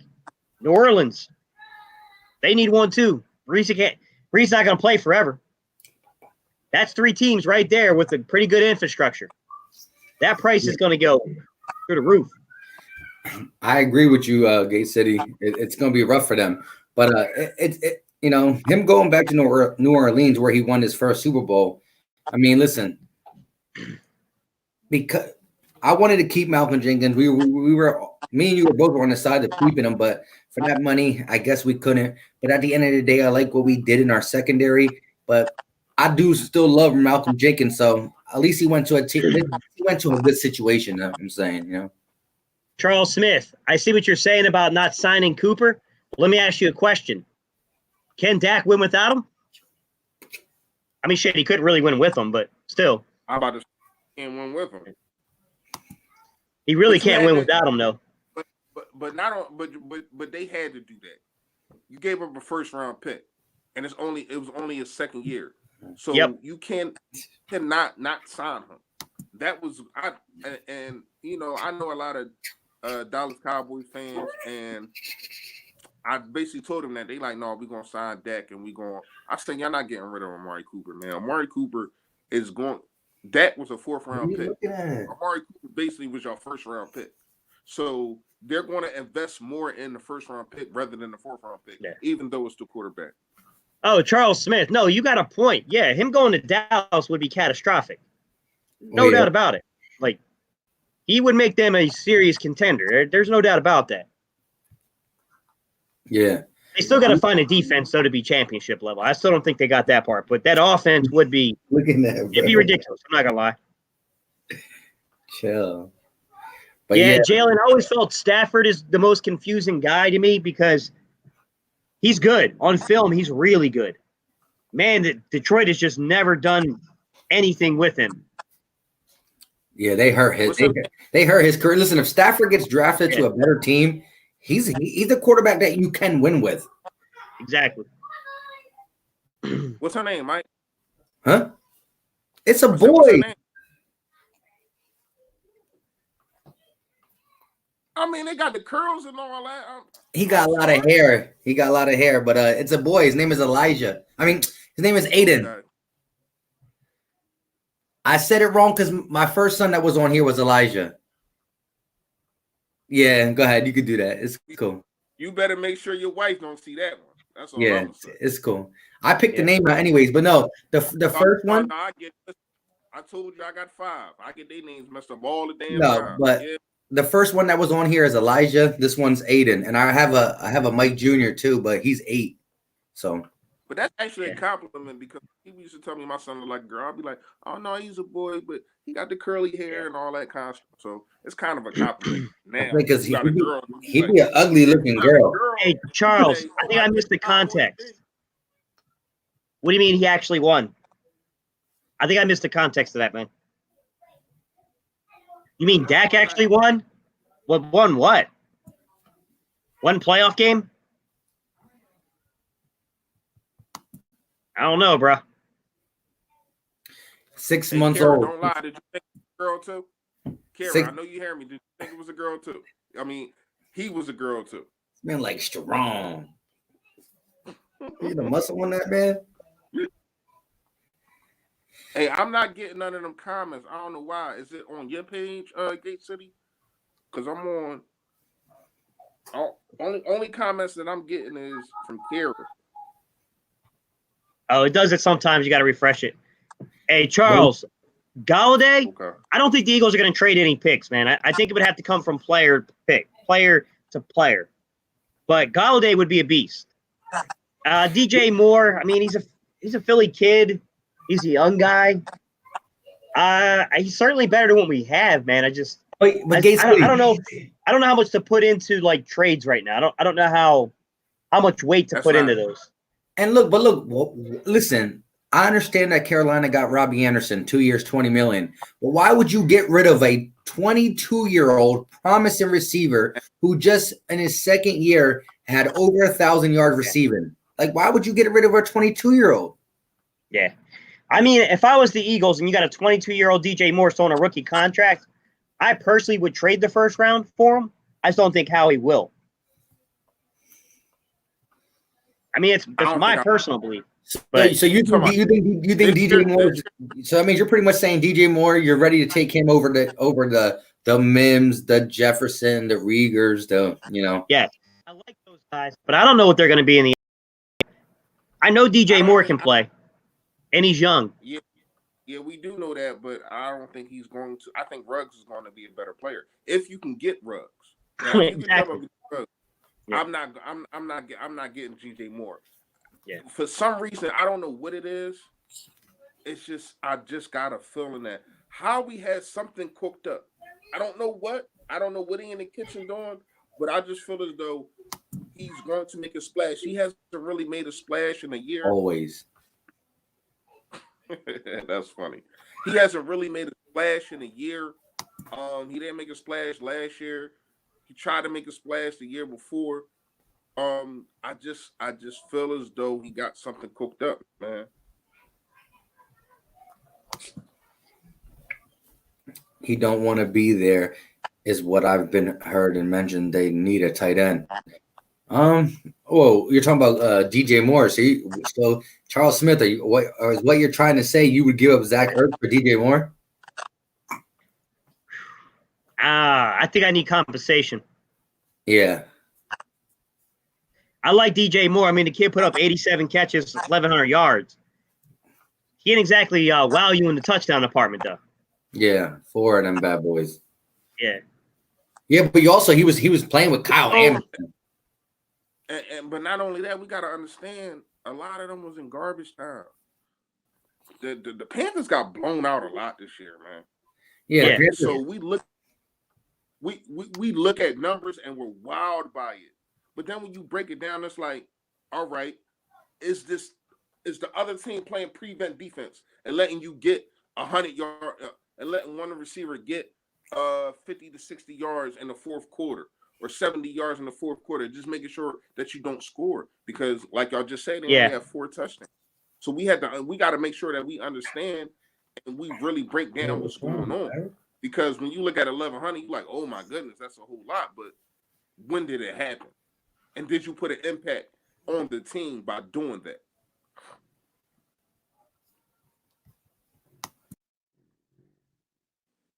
That's funny. Yeah. I mean, if it was just a straight up pick, I'd probably do DJ Moore. I do think the kid can play. Right. I mean,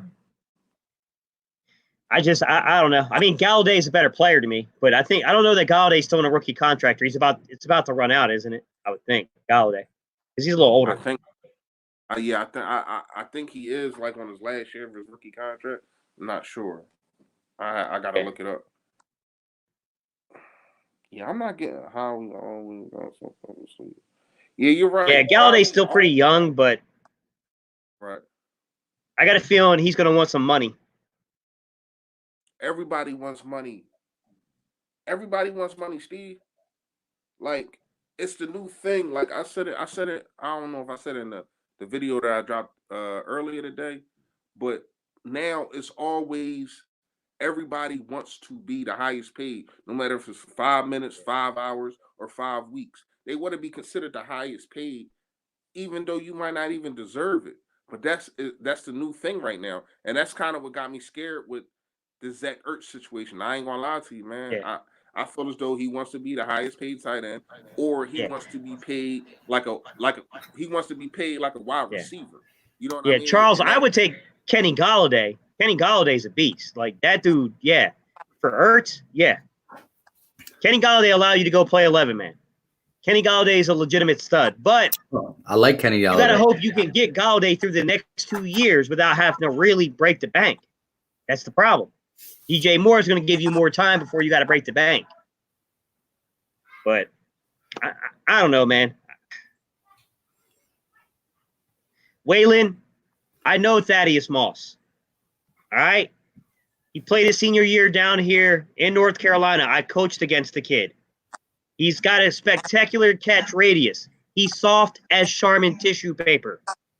You don't want that dude, trust me. But guess what, though? There's no more there's no toilet paper in stock, so he'd be good. Yeah. It's all off the shelves. Like, to me, it depends on where you're going to draft Thaddeus Moss. If you're talking about like a later round guy, sure. Definitely kind of an H-back type. Like, he's not – look, man, the dude can catch. I'm not going to take away his catch radius. The dude can put up spectacular catches. I'm telling you, I've coached against this kid. I watched this kid play at NC State and LSU, where he played underneath some fantastic coaches his entire football career. And yet, you know, it's a value thing to me about Thaddeus Moss, man. Like where you get him at, right? Yeah. I think Thaddeus Moss is going to go a little too high, to be honest. Yeah, because of him being a Moss.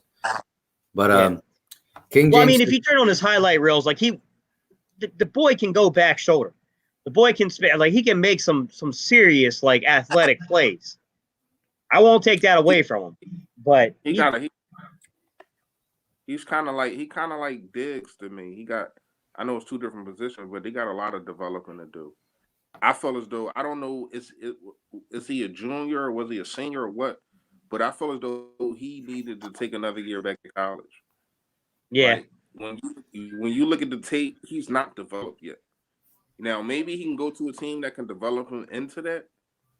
But when you coincide with not being developed and the pressure of who your father is, oh man, I don't know the kid, so but that's a lot of pressure. You know what I mean? So you're coming into it when you go to a team and you being who your dad is, and they look at you, they want you to have that kind of production. And he's not there yet. He's not ready to be there yet. It also concerns me he had to leave NC State because he couldn't beat out competition. It's not good. Yeah, I didn't know that was the reason. Yeah, he had to leave because some of it was schematic. He wasn't physical enough to play in the system. But yeah, I did hear that. I didn't know he couldn't beat out competition though. That's wild. Yeah, that urge to solve. it sucks, man. But Get that one out. to me, he's not an Ertz type. Like, he's not playing through cracked ribs. I can tell you that right now. And that's crazy that you said that because Karen Poole just, if you read the comment. Yeah. Yep. I think it's because he's not a yak guy, or because he's not a, you know what I'm saying? Man, Charles, you don't get out of here with that Duke crap. The And Dookies. it's crazy because I used to say this too. I didn't say he was soft, but like in his first 3 to 4 years, it just seemed like every time he caught the ball, he fell down. Like it wasn't. No, seriously. Like, just think about it. When he played with Michael Vick, when he played with what's the guy from the butt fumble guy, Sanchez, when he played with Bradford and all them dudes, it just seemed like every time he caught the ball, he fell. And I used to be like, what's up with this dude? You know what I mean? But as you see, he progressed, man, and I think he has a chance of being in the Hall of Fame. Yeah. You see the comment, Gate City? Now, let me see. Hold on. Huh? Yeah, he over here talking about the Dookies, man. Get out of here with that sorry school. But yeah, King James says younger players play to win. Older players play for life after football. Unless it's their last chance for a ring. Yeah, it depend on who you're talking to and the mentality of that person. You know what I mean? Because when you got a guy like Malcolm Jenkins is not playing to think about after football. He's playing to win. You know what I mean? So, yo, but that's crazy though. He won the Super Bowl with the Saints early. He goes to the Eagles, wins the Super Bowl, and then he goes back to the Saints, man. Like, that's crazy. Yep.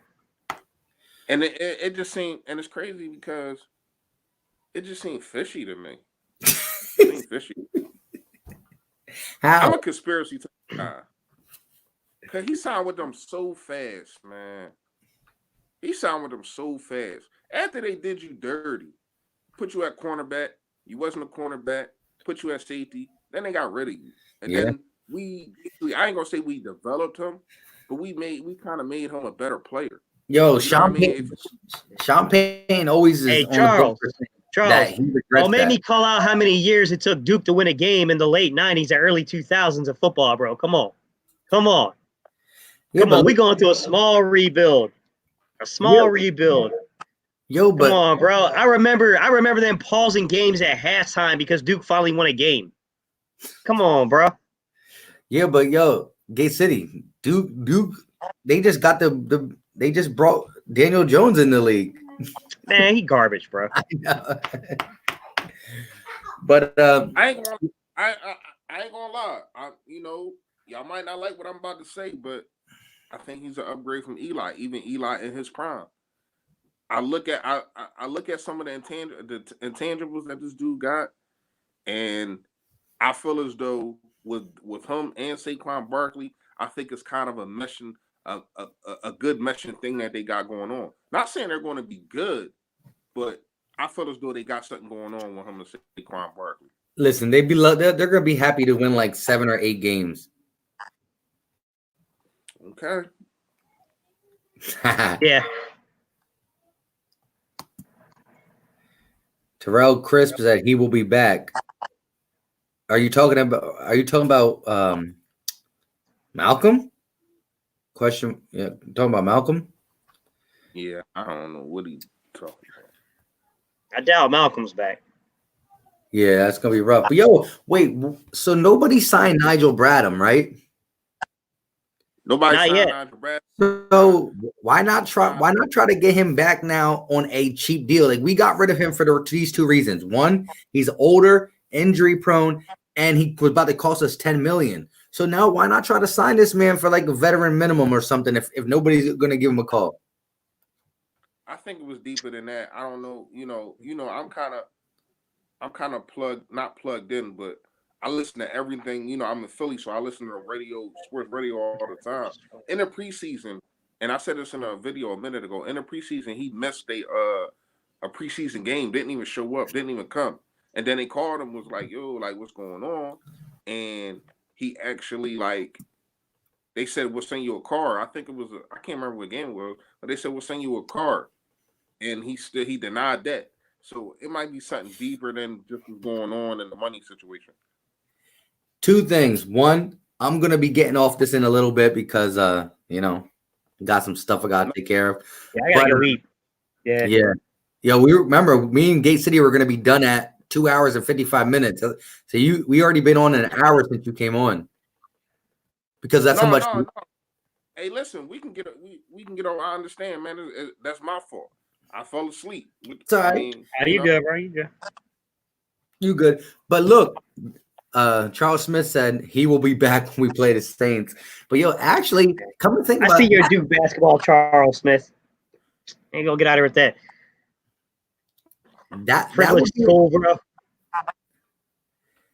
That will be a good game to go to. Like if we're talking about going to a game, maybe we try to go to that Eagles and Saints game. It's going to be in the link.